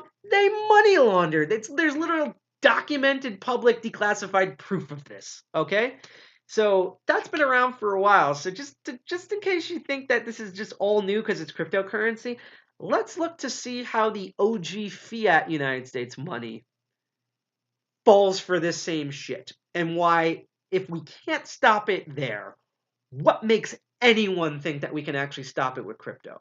If we want to actually stop money laundering, we actually have to go after money laundering and the people that benefit from it, not the actual currency being used. So I'm going to skip around this video, but you're going to watch this about fiat money and realize that a lot of this sounds like a spinning record in a loop, because it's tornado cash. And in fact, let's talk about a fiat version of Tornado Cash that had a scandal a couple of years ago. So let's go look at this as our final pre-recorded video about this topic. Here we go.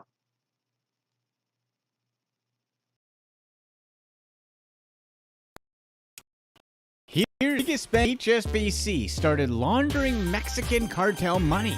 Wait until you hear about the extremely simple trick to hide everything.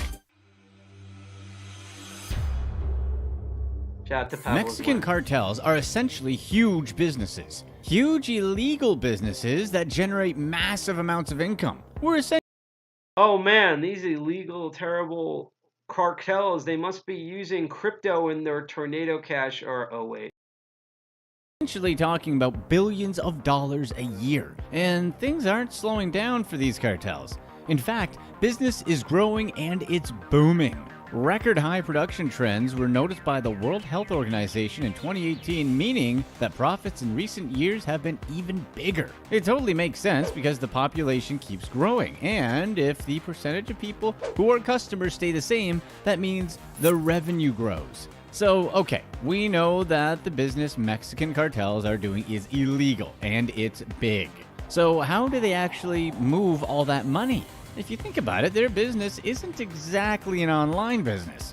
Making the money is the relatively easy part of the cartel since they can control that themselves. Almost all of the money that they get is street money, assuming that they're controlling all the operation from top to bottom.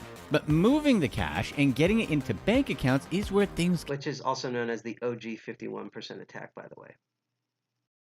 get tough. The cartels have to deal with a lot of money that aren't $100 bills. For example, $1 million. And remember, this is the fiat money that is heavily regulated, including many sanctions from a lot of terrible hombre countries that do real harm to their own people, to American citizens and others. Let's see if they did the same thing to crypto, how well the OG sanction don't use money laundering works.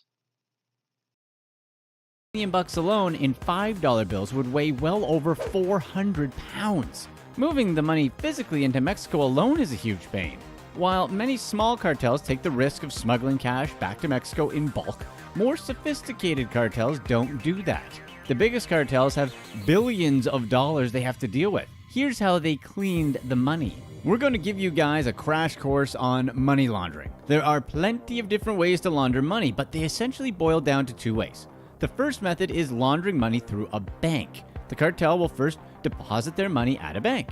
Then a process known as layering begins. The cartel will send the money through various wire transfers to a lot of different accounts. That means a lot of transfers to a lot of different names in a lot of different countries. The cartel will hire a Gee, what does that sound like? Tornado cash. veritable army of people to deposit small amounts of cash in banks all over the country in cities large and small. They'll vary the amount of their deposits and withdrawals in order to make the paper trail way harder to follow in case anyone decides to check on anything.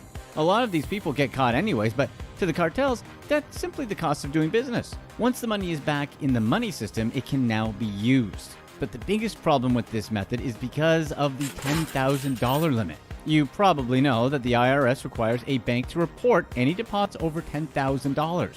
With billions of dollars to launder, you can imagine how tedious that amount of money can get. It's almost extremely tedious unless you can get the bank in on it. The second method is laundering the money through what's called trade-based laundering. This was a technique El Chapo's cartel developed into an art form. The simplest way to do this is by buying easily sold high-end items such as, say, a Rolex or a gold bar from a legitimate company in the US. Otherwise known as ye old NFTs. Anything that's more like a commodity, the better. Then they would sell the item back in Mexico for pesos. The more sophisticated method is actually owning legitimate cash-based businesses and laundering the money that way. A real quick example would be a restaurant. A lot of restaurants involved in money laundering are actually legitimate businesses with a real staff, a real menu, and real profits. The dirty money will be mixed in with the clean money. The dirty money is essentially explained with fake profits. You can't launder money through a business using anything that's traceable, so cartels are looking for a business with a lot of cash turnover. Cash is not traceable, so any cash-intensive business are used to launder money. Laundromats, used car dealerships, and restaurants are some of the most popular businesses. For example, El Chapo... And you note that despite this, that the United States government has not banned cash-only businesses or had depreciated or scrapped the US dollar itself, even though, for example, North Korea actually has plates to print US money, which is why the highest counterfeit bill you can get is a 10 in North Korea, which is basically United States money that's not made in the United States, is made in North Korea. So, yeah, that fucks up that narrative. cartel laundered money through the Los Angeles fashion district. This cartel was exploiting the immigrant-heavy garment industry's relaxed attitude toward reporting large transactions. This allowed the cartel to buy clothes in large quantity and ship the clothes across the border where they were sold for pesos. So if it's so tough to launder money, then how did the cartels get so big and powerful? There's also another question you may be thinking about now. Why isn't Mexico putting a stop to all of that? One word: corruption. There's a lot of corruption in the Mexican government. Well, some of it is a choice. But at the same time, a lot of it isn't. A famous saying goes, people are forced to either accept the bribe or face the consequences. A lot of times, cartel members would show up at a place of business and ask them to do whatever it was they needed them to do. And of course, there would be a cash bribe placed on the table. But at the same time, cartel members would have already done their research. They would place pictures of that employee's family members on the table. Obviously, the people would know how to take a hint. So a lot of people are between... Doesn't this sound like, various ransomware attacks we've heard recently, and expect these tactics to enter fully in the crypto sphere and be more common, I would literally say, in under the next 3 years, in my opinion. If not, it might be already happening now. It's just not mass reported yet. We're just waiting for that pot to drop. a rock and a hard place. Corruption, forced or unforced in Mexico, has contributed to the domination of Mexican cartels. So where exactly does one of the world's biggest banks, HSBC, come into this?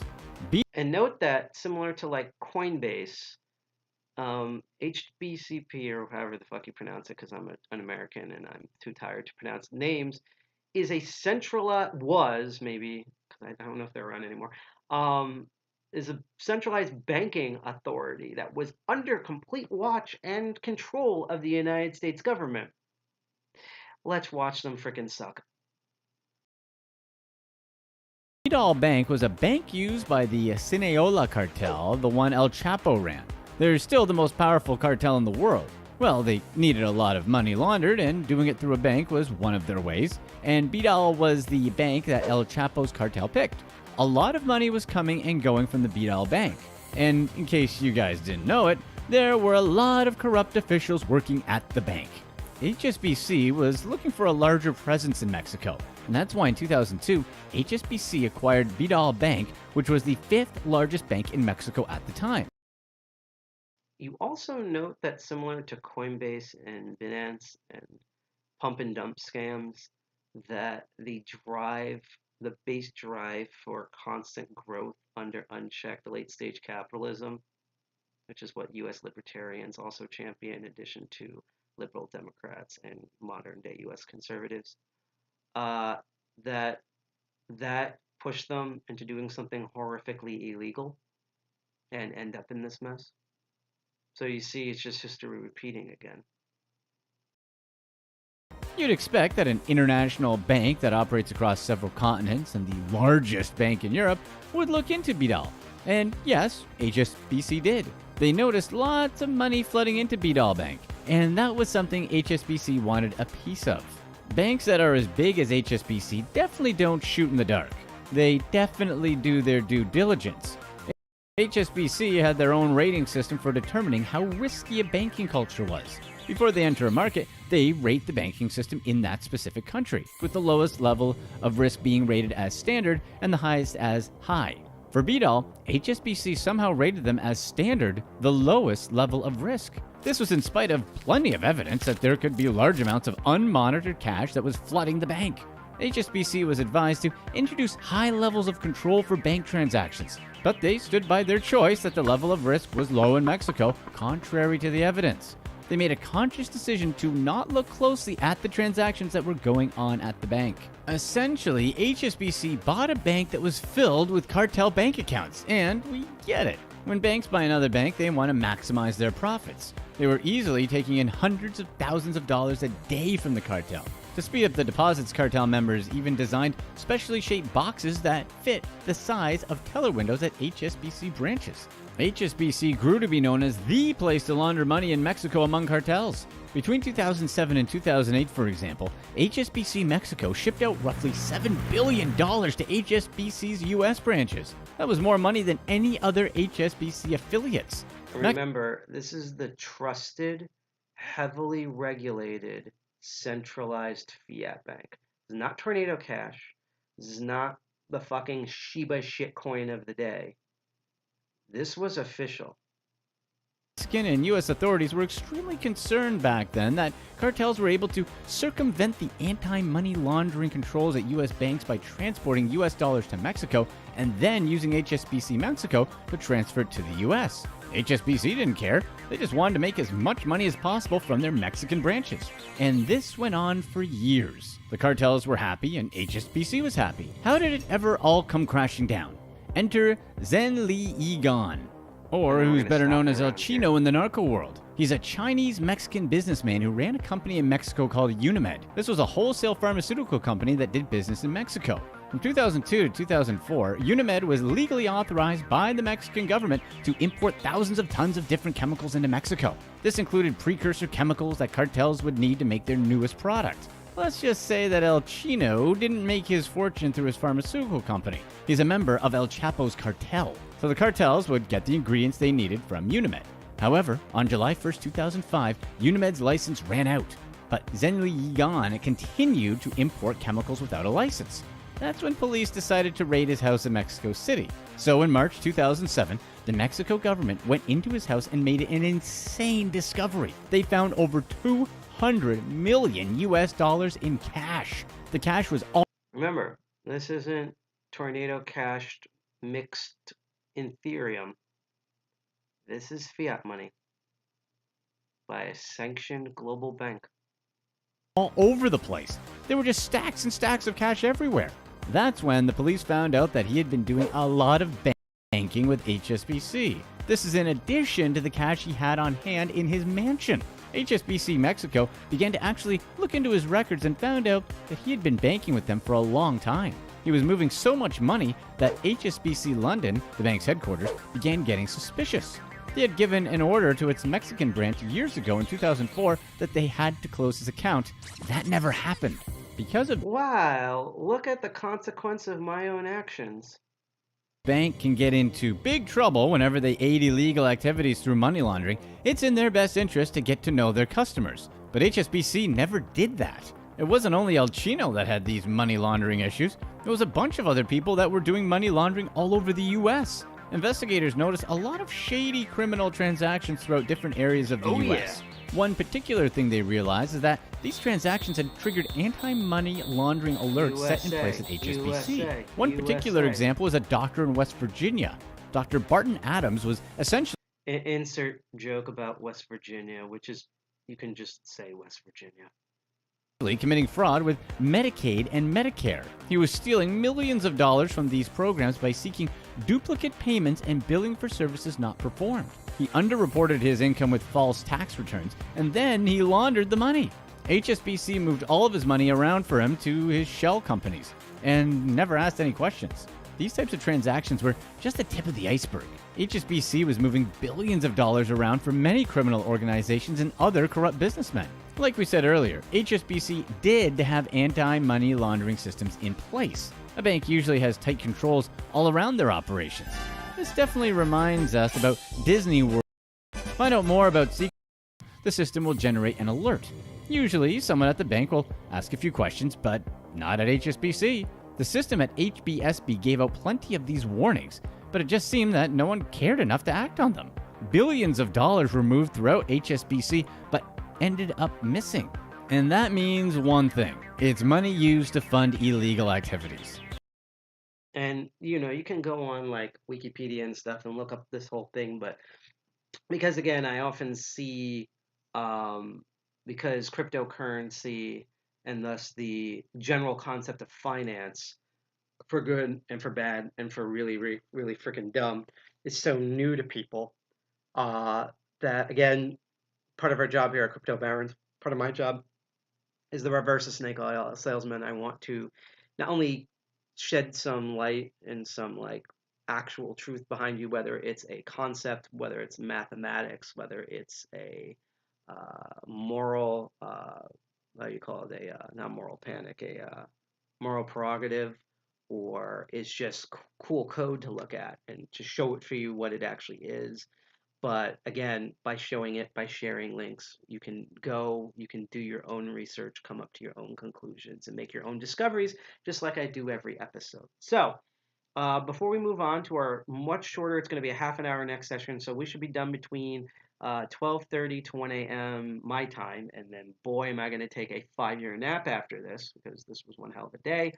Let's quickly go over what we learned so far. So first of all, once again, I just put the links, one for fiat money on Tiltify to donate to the National Abortion Federation charity drive that we're doing until the technically end of the month. I might extend it for a bit. We'll see. Currently at $30. We want $400, but all of that money, all the current $30 and any that you contribute, whether it's $1 even or $5 or $10 or $1 billion, that will all go to the National Abortion Federation to fight for not only women's rights and people with uteruses rights, but privacy rights in general for all American citizens, legally and boots on the ground. If you're too skeevy about that, I also post the link into chat about the Giving Block, where you can donate cryptocurrency to Medical Students for Choice that trains medical professionals in how to safely deal with sex education and sex needs such as condoms, course, abortions, Plan B, education, and about what sex actually is instead of the snake oil propaganda that's put out there, things like that. We also have a QR code in the lower right-hand corner for Tiltify for the fiat money, and if you're on Twitch, you can scroll and see a little widget. But in addition to us been doing that, we looked at the infamous Tornado Cash incident. We read the official word from the U.S. Department of Treasury. We looked at a bunch of articles to show that this was nothing that came out of nowhere. This whole anti-privacy with cryptocurrency mixers was literally your all frogs where the water was slowly turned up boiling. We looked into the hacker group that the United States is pinning, even though I don't contest with that on who to blame here for all of this, why they did these sanctions, although there's obviously other motives that just so happen to be also benefiting them. We got to see a lot of fallout on here, on Twitter, on GitHub, across all sorts of stuff. One of the developers even got arrested in Amsterdam. We looked at the sort of legality here with the 1996 Bernstein versus Department of Justice ruling of why code is a freedom of speech and why this is important. We looked at Tornado Cash itself. We looked at the coding for Tornado Cash, which I will once again risk it like the risque hacker I am. You wouldn't download a Tornado Cash, would you? And share the archive.org. Again, we're not promoting to download this or to use it for the illegal activities that the United States describes. This is literally just educational purposes because, again, code and looking at code itself, just code, just the various characters on the screen, freedom of speech for 1996, although we, like with the abortion thing, have been losing a ton of freedoms. And in addition to the particularities of Tornado Cash itself, we looked into what an actual cryptocurrency mixer is and how with code and command lines and VMs and how to actually create one of those. So we still have some show left. We have roughly a half an hour-ish left. I have to go on a break because it's been really stuffy here. I need to drink some water. I need to bang my head against the wall because, boy, did I have a big migraine. I'm better now, but I had a big migraine before I got into this. And when we come back, after a couple of minutes of awesome, cool EDM music or some cool piece of music from Pretzel, we are going to look at the shockingly few but still really awesome cryptocurrency and blockchain stuff that happened at Hacker Summer Camp. Not that much, but what's there is really fascinating, technical, programming, codey, hacker, geeky shit. The stuff that just fire that son of a bitch up and just rub my face in it. So stay tuned. We'll be back shortly. Enjoy the music for a couple of minutes. Probably like 3 to 5 minutes max, to be honest.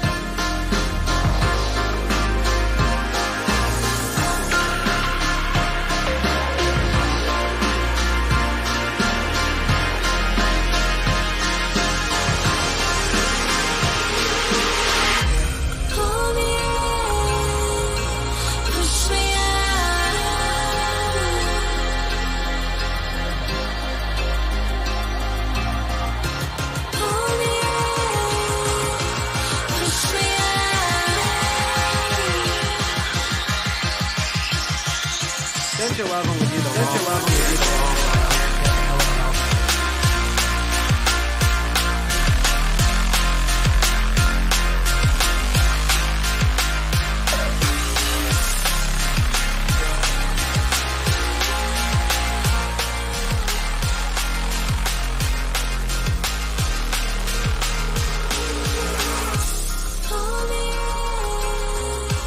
Push me out.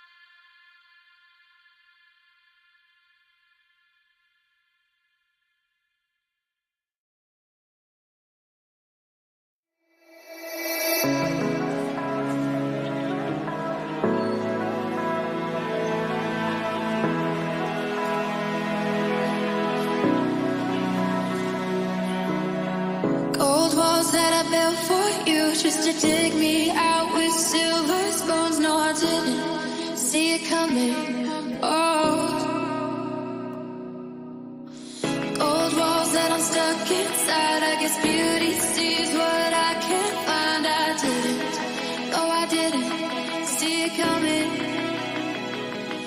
Well, I can't go home and got your message. I want you to know that you are the love of my life, the love of my life. You never leave when the song is over. You ride all the time till the end. You're the love of my life. You're the love of my life. Oh.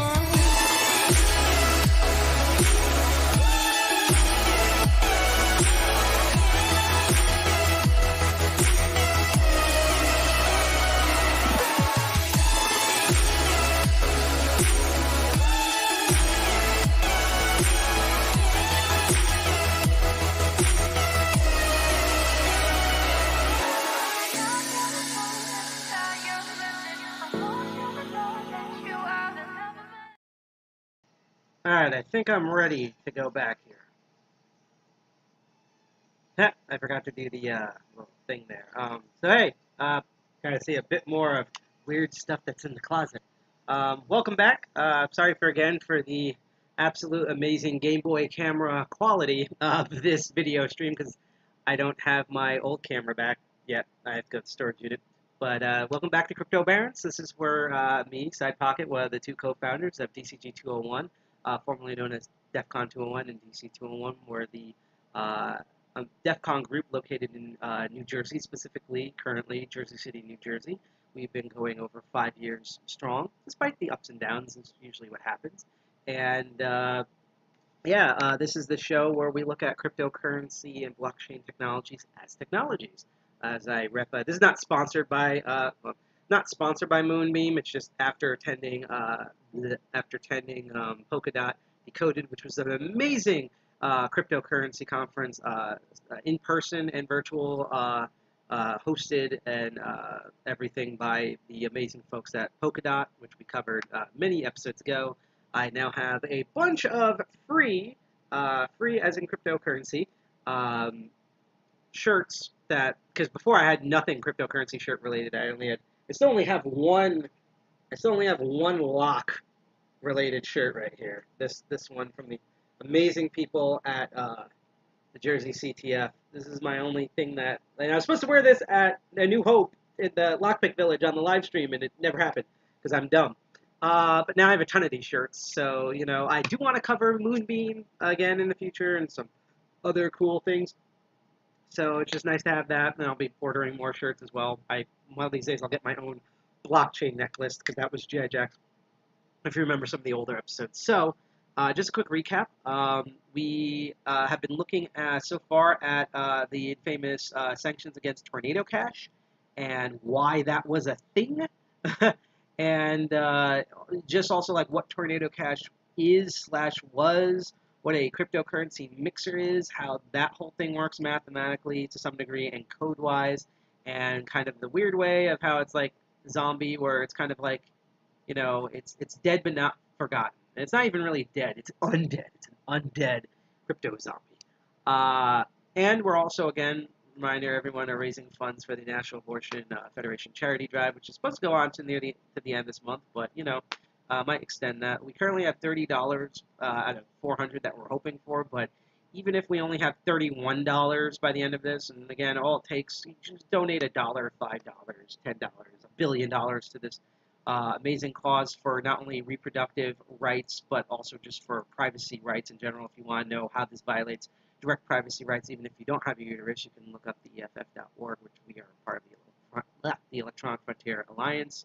About all the money is going to still be handled through the reputable people at Tiltify, directly to the National Abortion Federation, to educate and fight both at street level and also at legal level.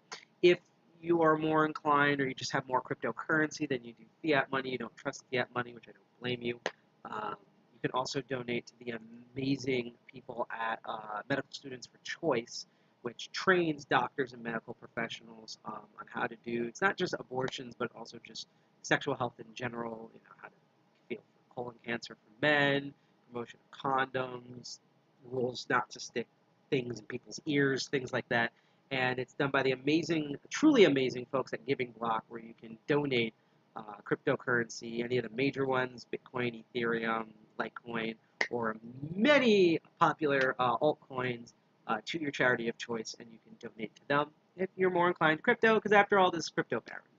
So after that whole long first section, we've now come to the tinier half section. This is only going to be roughly 30 to maybe 40 minutes long, where after all of the tornado that was Tornado Cash, that whirlwind, we're gonna go burn we're gonna burn the midnight oil, because literally it's 12:19 a.m. where I'm from on the coastlines of Jersey, to look at what sort of crypto and blockchain stuff was going on at Hacker Summer Camp. And I'm gonna flip over to desktop mode here, and I'm gonna be perfectly honest.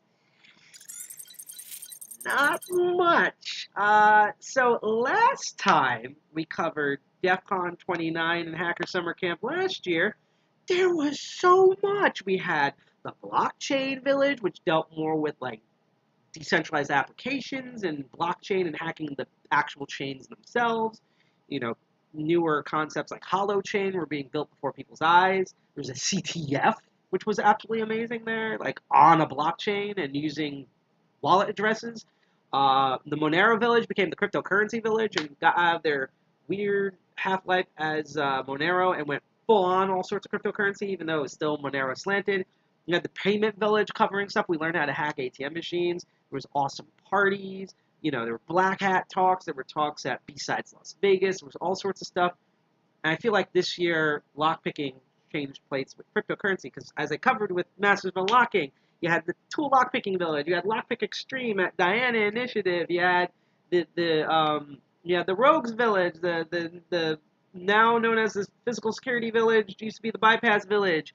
You had the Lockpicking Village at B-Sides. You had all this amazing stuff going on, and in cryptocurrency and blockchain, I guess, people just hated it more than normal, which I get because of all the dumb snake oil salesmen. Hell, one of them is on Black Hat USA staff. But I'll get into that later on this week when we have our online proper live stream meeting. There wasn't really a lot. I had to literally dig, and I even debated, which I still want to do as an episode, some of the stuff that happened at, there was a lot more cryptocurrency stuff in New York City, in Queens, for A New Hope, with the hacktivists, who they hate cryptocurrency for the most part. There was more blockchain cryptocurrency stuff there than there was in fucking Vegas. The blockchain village didn't happen this year. The crypto village by Monero didn't happen this year. The payment village was this weird half-life where it kind of semi-merged with at least for 1 year, I think, with the amazing retail hacking village. They did like one kind of CTF-ish or something aspect or workshop aspect, and that was it. There was really almost nothing there. So I was only able to find a couple of things, and we're going to take a look at them today. So this is our GitHub. This is the only link I'm going to do for our GitHub, so even when I click on things, I'm not going to send things over, because we currently have these pinned. Maybe I'll share the URLs individually later. We'll see. But that's our GitHub at github.com/defcon201, because that's our former name. And I forked what was relevant to what was there. So first of all, there was more stuff at DEF CON. And the only thing that was really at DEF CON that was cryptocurrency and blockchain related, where there were 2 workshops there. Not trainings, which was the new experimental thing with DEF CON that year, but workshops. And so the one workshop that I could find, because there was 2 of them, one was about smart contracts, which I tried to find the outline for, and there was just nothing there. Apparently there's stuff that's going to be updated with it, but there was like zilch for that. And is my head getting cut off? Yeah, my head's getting cut off. Ah! Off with his head! Let them eat crudité. I hope you get that joke, because we've been doing a lot of hilarious memes with that, because it's funny and local. We're Jersey. We annoy you. Fuck you, we're Jersey. We love you, but fuck you. Slogan of the New Jersey Turnpike, by the way. So the big one here was From Zero to Hero in Blockchain Security, DEF CON 30 Workshop. This was done by a bunch of people. This repo was hosted by Roman Zaikin. I hope I pronounced your name right. I apologize. I'm going to post his repo in the chat. Um, and this was the only of the two things I could find for DEF CON that we could go over because there's no videos and stuff. Because it's a workshop. There was like no talks this year, as far as I'm aware. Maybe there was, but I don't have the replays for them yet. So yeah, we'd have to wait on that. Maybe a future episode we'll watch something cryptocurrency related on DEF CON stage. I don't know. But this was a whole workshop. It says blockchain technology has to be. Let me just double check see if you can read it. I'm enhance. Zoom in. Okay. Blockchain technology has to be one of the most significant technological innovations of the past few years. The top emerging blockchain developments trends are crypto coins, NFTs, DeFi, and the metaverse. I hate that because Zuckerberg is creating that stupid cryptocurrency. What was it? DM, which we covered twice. It was originally called Libra. I'm a Libra, and even Zuckerberg thought that was a dumb name. Plus, there was legit like terrible business stuff behind that, so they renamed it and didn't change them. They changed one thing, and that's it. They literally Clark Kent themselves, and it was dumb then. It's dumb now, and they're not even, from what I understand, really doing it anymore. But they still somehow managed to put metaverse into the fucking crypto conversation because that's how dumb crypto bro snakes oil salesmen are. Anyhow, we're going to read on. Nowadays, companies are adopting blockchain tech and moving to a decentralized world. Blah, blah, blah, blah, blah. In our workshop, which was at DEF CON 30, these group of people, will teach you what a blockchain is, what a smart contract is, and what security vulnerabilities it possesses. Our workshop is intended for beginner to intermediate level hackers who want to learn new blockchain and crypto hacking techniques based on DApp's top 10 in 2022. In this workshop, we'll teach you how to find vulnerabilities in blockchain smart contracts according to the latest methods and techniques. We will demonstrate every vulnerability by giving an example on the blockchain and showing everything from both attacker and defensive perspective. Now, I will say this. If you try to clone this repo, it's basically 3 PowerPoint presentations almost. That's it. They tell you how to set up the workshop, which is to install MetaMask on Chrome, get one of the Ethereum test nets, and change the network from MetaMask to RinkBuy test network. And then off-chain, you have to have Python 3 installed, Node.js. You do Ganache globally through NPM, and then you use my other favorite cheese grater on balls thing, Pip, to install Ethereum Brownie, which you've seen us experiment in the past before. You need the Python IED from the PyCharm community, and then you bake a brownie, and then you toke the brownie. And now you have everything set up, and then you can configure your workshop files, and then you do the workshop, because they don't list actually how the workshop is supposed to fucking work. They just have some slides, and then the codes in some slides, and that, there's like some scripts here, but there's no like instructions on how to do it. It's just different Python codes for attack and defense. I don't know how the workshop is being done, or wait a minute, maybe are these... Hold on. Did I just self-own myself? Let's see here. No, this is still code. This is still, it said slide, but, or maybe I'm looking the wrong thing, maybe? No, these are just updates to the, see, this is what I mean. Until they update, if they have a video of the workshop, I'd love to see it, but that's basically all there is there. The other thing, and I'm going to preset this right here, is the thing we're going to watch together. Funny enough, the big cool thing that I saw was this amazing, there were some blockchain talks at Black Hat USA, because one of the people there is an NFT bro and was complaining about masks because we had someone, I'm going to talk about this. This is going to be our meeting talk on Saturday or online. But there was a staff member of Black Hat who didn't want to do security at a security conference. That's all I'm going to say about that until I do the actual talk that we'll announce probably tomorrow. But there was a really cool thing at Black Hat Arsenal over here. And it was done on Wednesday, 2 weeks ago, and it's called Protecting Your Crypto Assets Against Malicious JavaScript Phishing. I'm going to read the description here of the talk. This is done by Jordan Garson and Asif Nadler. Cryptocurrencies and NFTs are taking over the prediction. I'm sorry, I can't zoom in any further. So that's why I'm reading it. Predictions of 90% of the population holding at least one of them by the end of the decade. Why do I have a feeling that a lot of these descriptions were written before all the market crashes and tornado cash and all that crap? Anyhow, users that want to facilitate these new assets, trade them, and sell them typically are using wallets, and in particular hot wallets, which means they're active, easily accessible. They're easy to use. The most popular hot wallet today, like MetaMask, are browser-based and thus are vulnerable to phishing and scams made possible through malicious JavaScript, such as recent campaign carried out by the Lazarus Group. See, this is how this relates to Tornado Cash. Those fuckers, who resulted in more than 400 million. Actually, I have to do the. Let me raise my voice here first of all, and I actually have to. Oh, I forgot to turn the air conditioner on. That's no wonder why I was so comfortable in here, but you guys can't hear me. Hang on. Let's rectify this problem, and you can slowly watch me sweat. There we go. Now you can hear me. There we go. There we go. Now it doesn't sound like I'm in a wind tunnel, which is basically where I live now. But by the Lazarus Group, who resulted in more than $400 million worth of stolen cryptocurrencies. We release our internal tool used by security operations at the research of Akamai to scan the JavaScript from any website. It includes a Python recursive crawler that extracts every JavaScript from any domain written within the HTML or imported, analyzes it with a model heuristics that we provide, and brings metadata from VT, public, World Wide Web, ClearNet, dark web, things like that. It finally gives a score to every piece of code running on a URL or a specific domain. The code works also as a web app and exposes a REST API as well.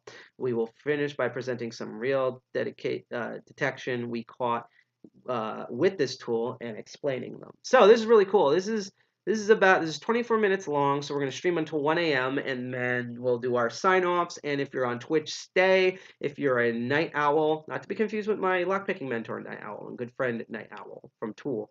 But if you are an insomniac like I am, stay tuned on Twitch because we're going to go raid a random tech stream or cool thing or just something on Twitch that's relevant to us and makes no sense to you.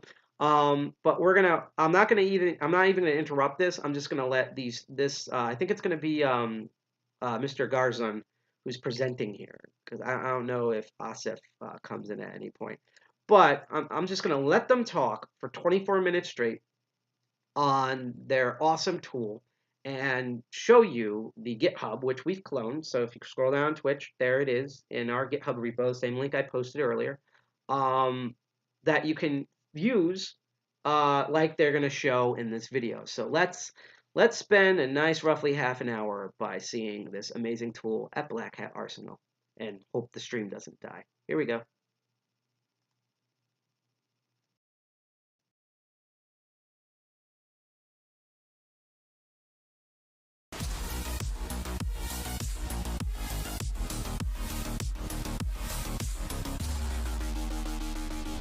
Hello everybody. My name is John Garzon. Real quick, hang on a second. Every year, the Black Hat introductions, and you should see the ones for the keynotes, keeps getting more ridiculous and more ridiculous and more ridiculous. And this year, I think it was a shark jumping a megalodon that was crashing into the moon. Whoever did that, I want to know what drugs they're on, so I can avoid doing those drugs because holy crap, the dude bro levels of hype for the geekiest shit that's at Black Hat USA was off the charts. It's so cringe that it became a funny parody that turned into cringe again. And I can't think of a better way to celebrate Black Hat's 25th anniversary of that. So anyhow, it's the only interruption. Let's hear what Mr. Garzon, I hope I pronounce his name right. He's probably going to say his name in a moment because I'm an American idiot. Has to talk about his jewel. Maybe he'll talk about his jewels, but his company's tool at Akamai called JS API, which is a very generic name and guarantees that no one will be able to properly search for it, such as I did, where it literally took me 3 minutes to find the fucking thing because it's so generically named.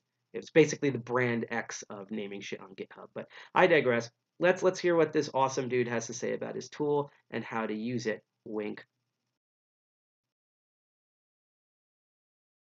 your crypto assets against malicious JavaScript phishing. Of course, we're gonna speak about phishing, JavaScript, cryptocurrencies, and finally the tool, the JavaScript API.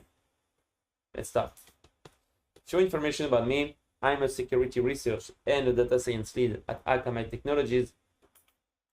I love what I'm doing. So I was doing also on my previous job the same thing at Checkpoint Technologies. I try to speak every year to a conference, blackhat.conf, or to release an open source, like I did last year at Black Hat 2021 with Luda. It's an open source project to cluster malicious URLs and to create regexes on every cluster automatically. Fun fact, I'm originally a civil engineer. I'm living in Tel Aviv with wife and 2 kids, so you see that I sleep a lot. And I'm a magician and top Akamai ping pong player. So if you see me around, we can play together. I'm done. What is the agenda? So first we're gonna speak about the maliciousness of JavaScript, then crypto-ites and the Lazarus attack.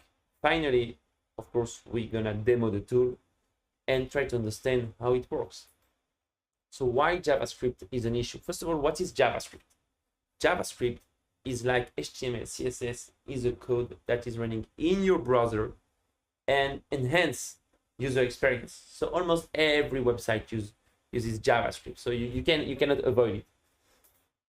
And why it's a risk? So if you read at security reports, this word JavaScript will appear a lot because it has a lot of capabilities. First of all, it can access the browser. So if you don't do the update of your browser, you can just exploit the browser with JavaScript.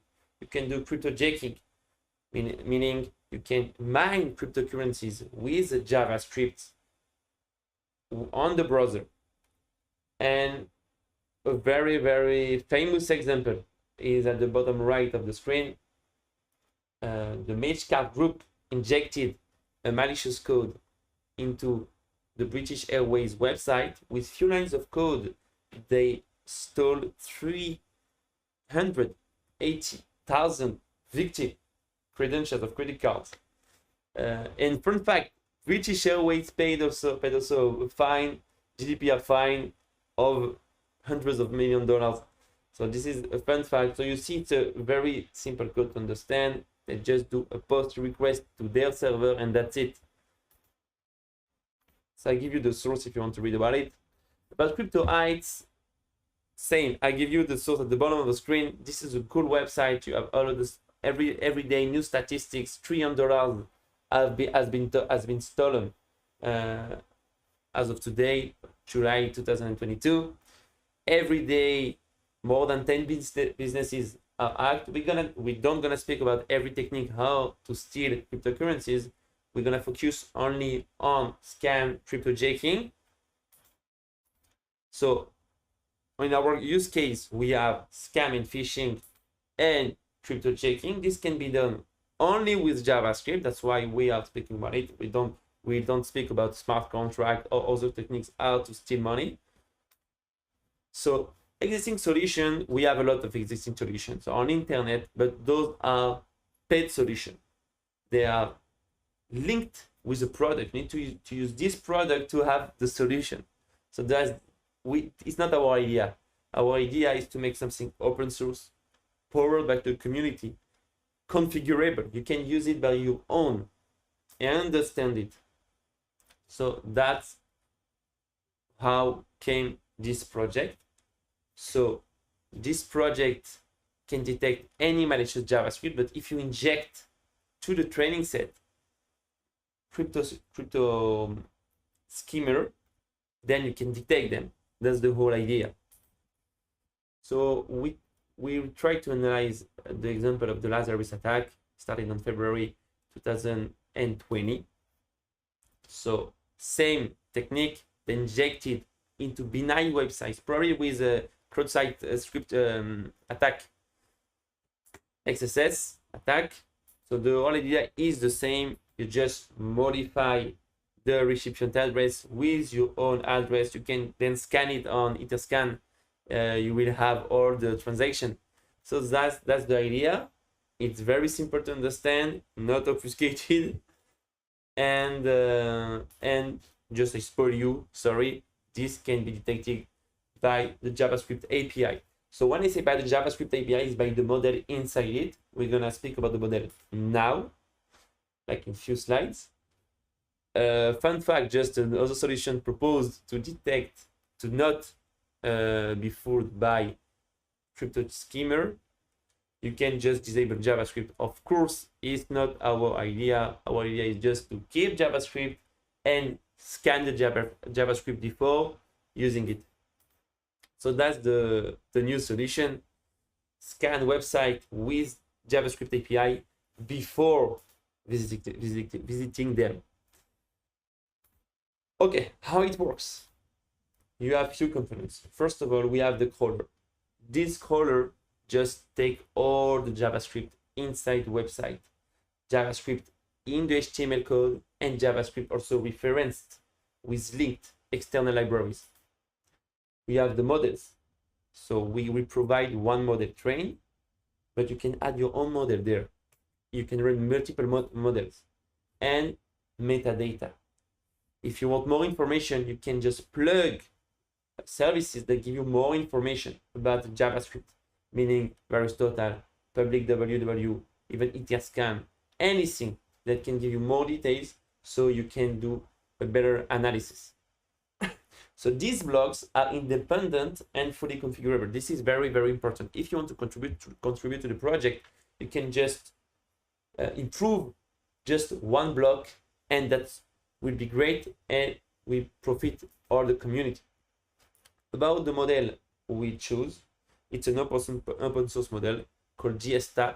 It works like this. I will try to explain it in 1 minute. It takes JavaScript, convert it into AST, is the representation of the code as a tree. Then create n-grams, so you can create 4 grams, 5 grams, and count them on the training set. They run then a random forest, and that's it. That's the model. So the pros are, it works on obfuscated JavaScript because it doesn't scan the string itself, it scans the AST. It should very, very good performance results, and it's open source. The cons is that it's CPU consuming. You cannot use it in real time, meaning like you cannot deploy it on the proxy for real-time detection, only for offline detection like we do. And it doesn't work on every JavaScript because sometimes just to create the AST, it doesn't work. So the training model that we give you is that we took a training set from JavaScript from Alexa top website. So Alexa is just a popular website in the web.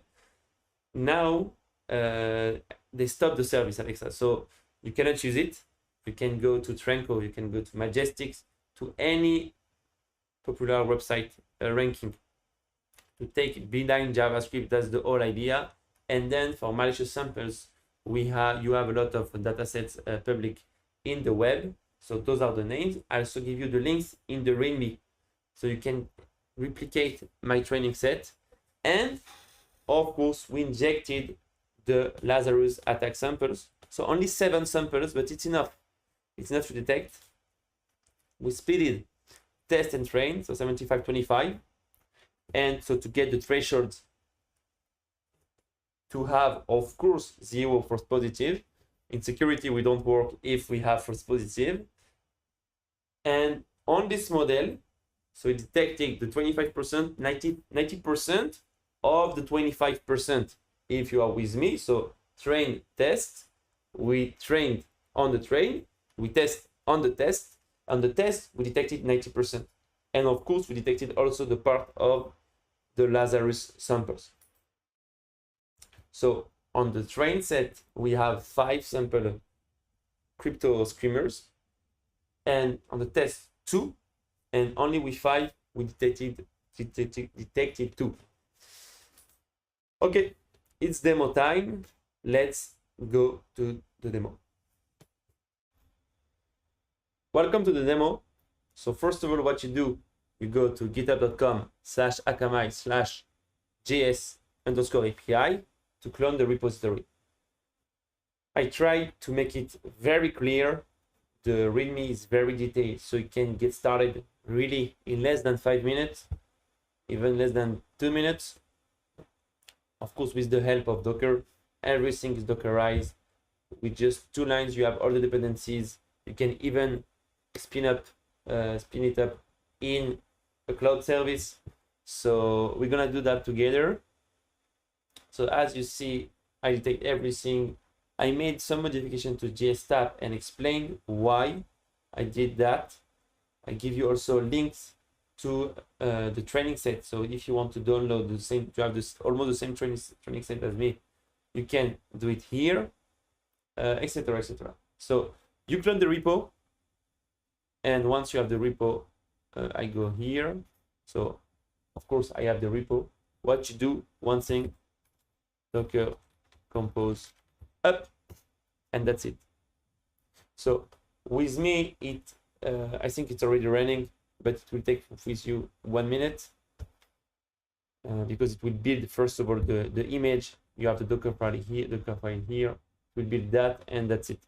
So I click on it, I'm on the Docker, okay, and I have the website. I don't specify that you need to have, of course, the Docker daemon running to make it work. And here you can scan any website. But more than that, what you can do, you can just take the image that you built and send it to your registry. So if you have an account on Docker Hub, you can send your image. So you tag your image. So it's very simple. Once you build it. I'll show you. So this is Docker tag command. You tag Docker tag your image, your Docker Hub profile / your image, and then you push it. Should be like this. Okay, should be like this. And once you push it, so you see, we don't push it, but you understood. It will be on the repository, and once it's there, what you can do, you can deploy it to any cloud service. I chose Azure. I will show you how it looks like. So this is the Azure portal, Azure App Service. When you create it, really it takes a few seconds. When you create it, you can specify where is your image. You give your credentials, because I think we will do something private. I'll explain why it will be private, and it should be private, because okay, you saw that it is linked to my user.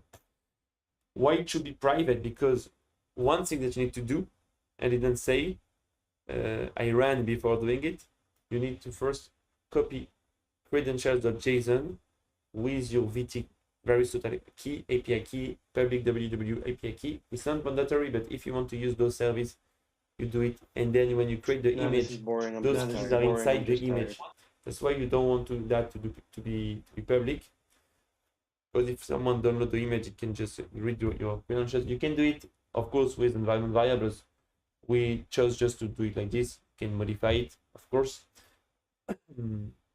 Okay, that's for it. So if I'm here, I get all the benefits of a cloud service monitoring. Of course, with networking here, I can just allow only several IPs. Can get scaling up, scaling out to have multiple Kubernetes workers for me. So if I click on it, I get the website, and I can scan any website that I want. So the first thing of the first option. So let's try to scan Black Hat website. I will scan it. So it used the cache because I had scanned it like a few minutes ago. Otherwise, it takes like 1 minute, even less. So what is that? So you see, we have two tables. We have inline and links. What is inline and what is links? If we go to Black Hat USA website, we go to inspect, and you see that we have. So let's search with you. We have in the head script reference to other scripts. So Black Hat website uses JavaScript hosted in these URLs, several. Okay, but also we have, I saw them here, we have one JavaScript here, and we have another one here to get the date. This is the date, to get the date. So you see that some JavaScript are what I call inline inside the HTML. Some of them are just reference, they import it, and I make the difference here. You have inline and linked. So if I click on anything, let's click on that. Okay, you see we get the same JavaScript, and we have the option now to scan with public www or with VT. I think this doesn't appear to a lot of websites, so I don't think it will work there. So no, it's not working. It doesn't appear on any website. But I will show you how it looks like if it yes appear. So let me show you. This is VT. So VT. Okay. This is public www for the google.com. Sorry. So you see where the script appear on other website. So you see that, for example, mail.ru uses the same, almost the same JavaScript. Okay, great. So we have links, we have inline, and let's go to the other use case to test custom JavaScript. So here you can just do console.log, for example, hello everyone, and test it. So I hope it will be benign, but I will not test it. You can test it by yourself. But by the way, just parenthesis, this is a good way to test your machine learning model or your model, even a heuristic model, and you can just give people the ability just to test on demand your model with custom input. Let's try to take malicious samples. So on resources, I put you all the samples. Just let's take one. So this is one schemer. Okay, let's put it here. I think we have the cache for it. We don't have the cache for it. So let's give it a few minutes for scanning. Okay. So this, you see the time how it takes. So again, we see the threshold. We see that it's malicious, 85%. We can click on it. We will see again the scripts, the same script, beautified. And here we scan with VT. So maybe I will skip the video here to give you the samples, because it will wait at least for 20 seconds. It uploads the scripts and then get the analysis. Okay, so the results. You see you have 16 malicious website. You have all the table with which vendors say what. So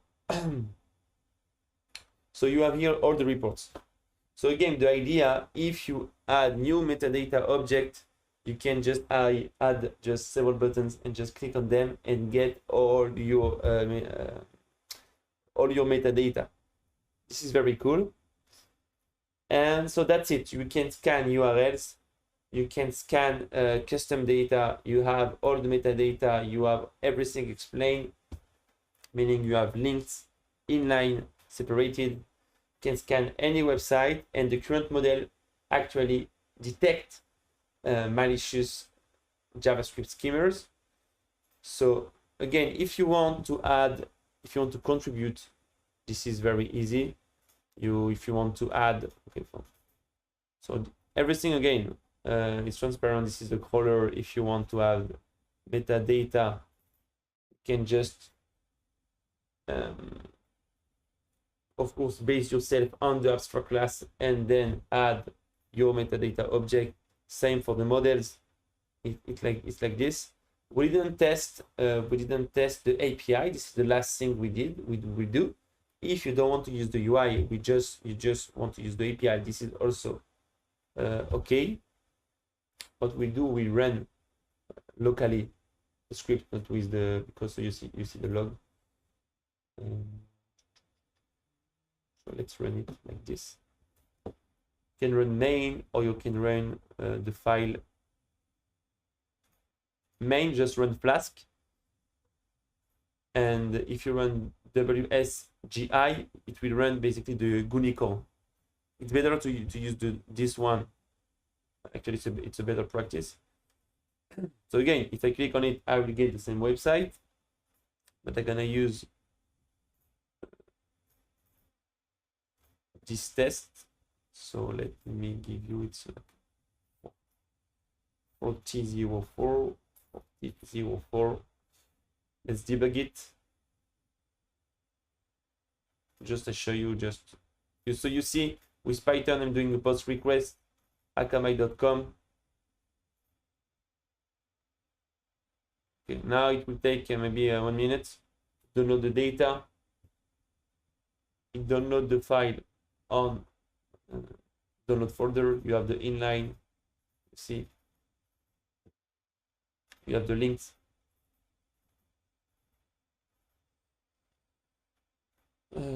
Etc. So you can then understand the architecture. So let's wait for it, since we have the results. And I think that's it. So I hope you will enjoy. I hope you will contribute. I hope it will be useful for you. And of course, train your own model. So you can train, you can go to the GS tab, open source, the Git, and train your own model with your own data. We have our own model. We don't use this one. This one is used only for the demo, and it's working well, so we give it.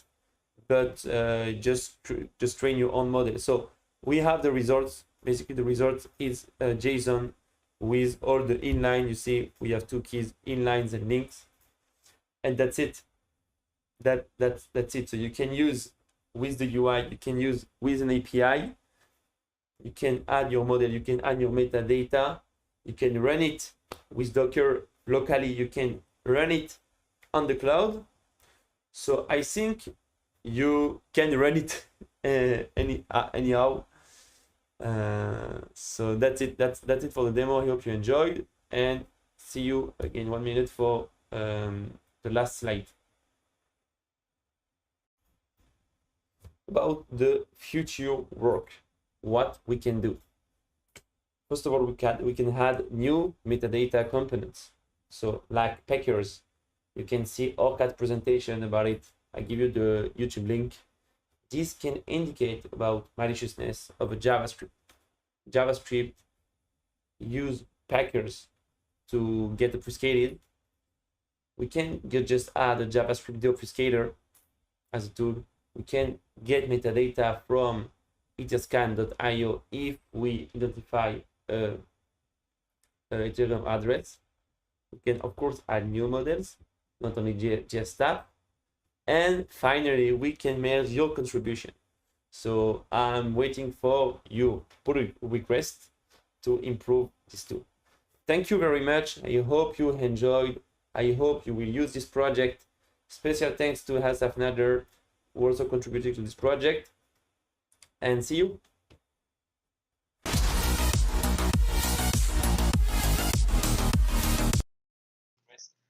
And that was, let's see if I can switch this back here. Get this out of, no, that's not what I wanted. I'm in dependency hell. There we go. F11 out of here. Actually, even better, I'll just manually turn off full screen mode here. But yeah, that was protecting your crypto assets against malicious JavaScript phishing. I could definitely see how this tool can be used to basically do man-in-the-middle of attacks with JavaScript to inject code. Basically, in the same way WP scans vulnerabilities for WordPress and the code in WordPress, and then lets you know what those are. I don't think it has the injection part. You still have to load up Winamp. So it's not Winamp. Winamp. Wow, I am old. But no, you still have to load up Nmap. That's what I meant to say. That was a Freudian slip. So it's kind of like WordPress scan, WP scan, but for JavaScript, combined with like an Nmap to scan and inject your own code, I guess, to do man-in-the-middle attacks. I wish that he actually did one that was focused like on MetaMask, as he mentioned. So I guess that's more of a proof of concept this could work. It is kind of funny because I think there's kind of a rule that when you demo a tool and the demo gods like you, that you do it at your location. So like if I'm presenting at Hope, I like hack the Hope's website, or DEF CON or whatever. I think that's kind of neat.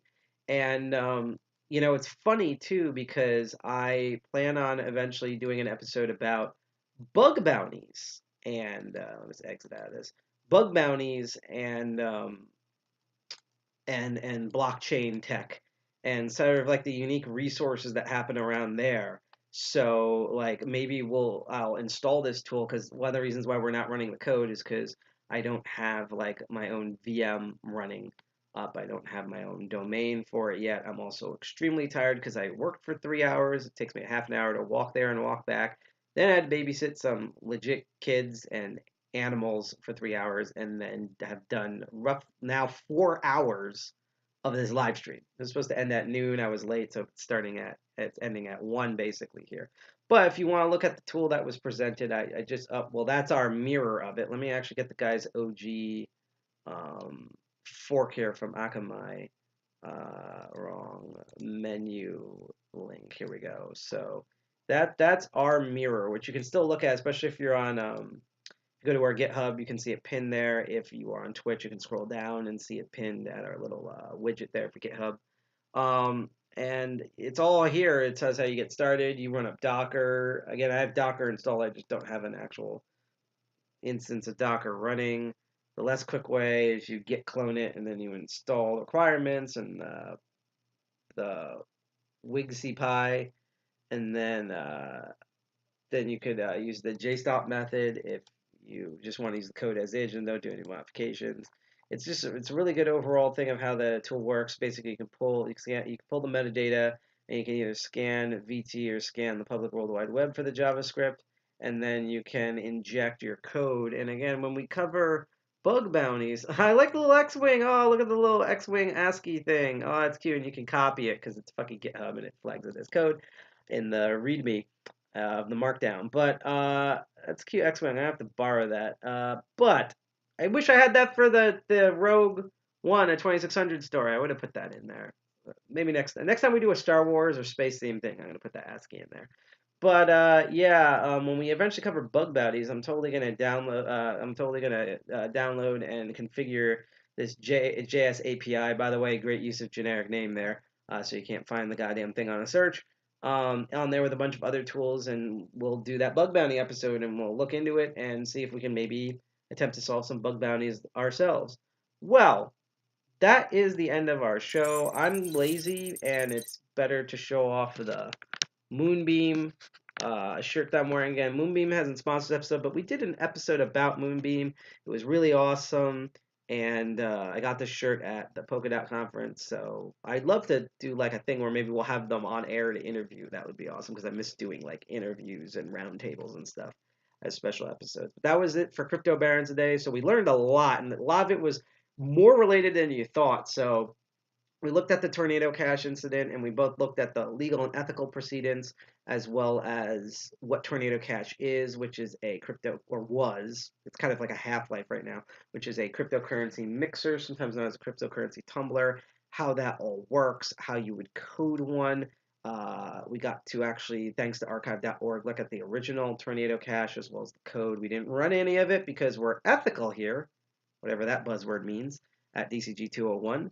And then we took a break, and then we watched. We saw outline of a cool workshop about security, so some blue teaming, and then we got to see some red teaming with this JS API that the people at Akamai made for Black Hat, debuted at the Arsenal there this year. And what's funny is that it basically showed a red teaming thing that the Lazarus group did, and Lazarus Group is the same people that have been using Tornado Cash that caused all this hell in the first place. So everything is all connected on this episode, but thank you for watching on Crypto Barons. Again, normally we do the second and fourth Saturday of every month, but this Saturday we're actually going to do our online stream meeting, so we bumped it. So this is just the only Crypto Barons episode, unfortunately. We will resume normally on September 10th. Ooh, that was a date. I'm glad we didn't get to move. And September 24th, at 8 p.m. Eastern Standard Time, if everything goes well. I do have a list of a lot of episodes that we want to do. I don't know what I'm going to do for either of those dates, but stay tuned. They will be announced at minimum a couple of hours before we stream, but I usually try to announce them a day or three before they actually happen. Master of Unlocking is going to continue as normal. In fact, we have an episode next Sunday and then the Sunday after, so it's a back-to-back weekly episode there. Again, we have our physical meeting at Helen's Pizza this Friday in Jersey City, New Jersey, from 7 p.m. to 10 p.m. It's going to be a very casual meeting, kind of like what most of our physical in meetings are going to be to the end of the year. And then we're going to do an online stream that more has like all the talks and cool things that I will hopefully be able to finish setting up and announce tomorrow.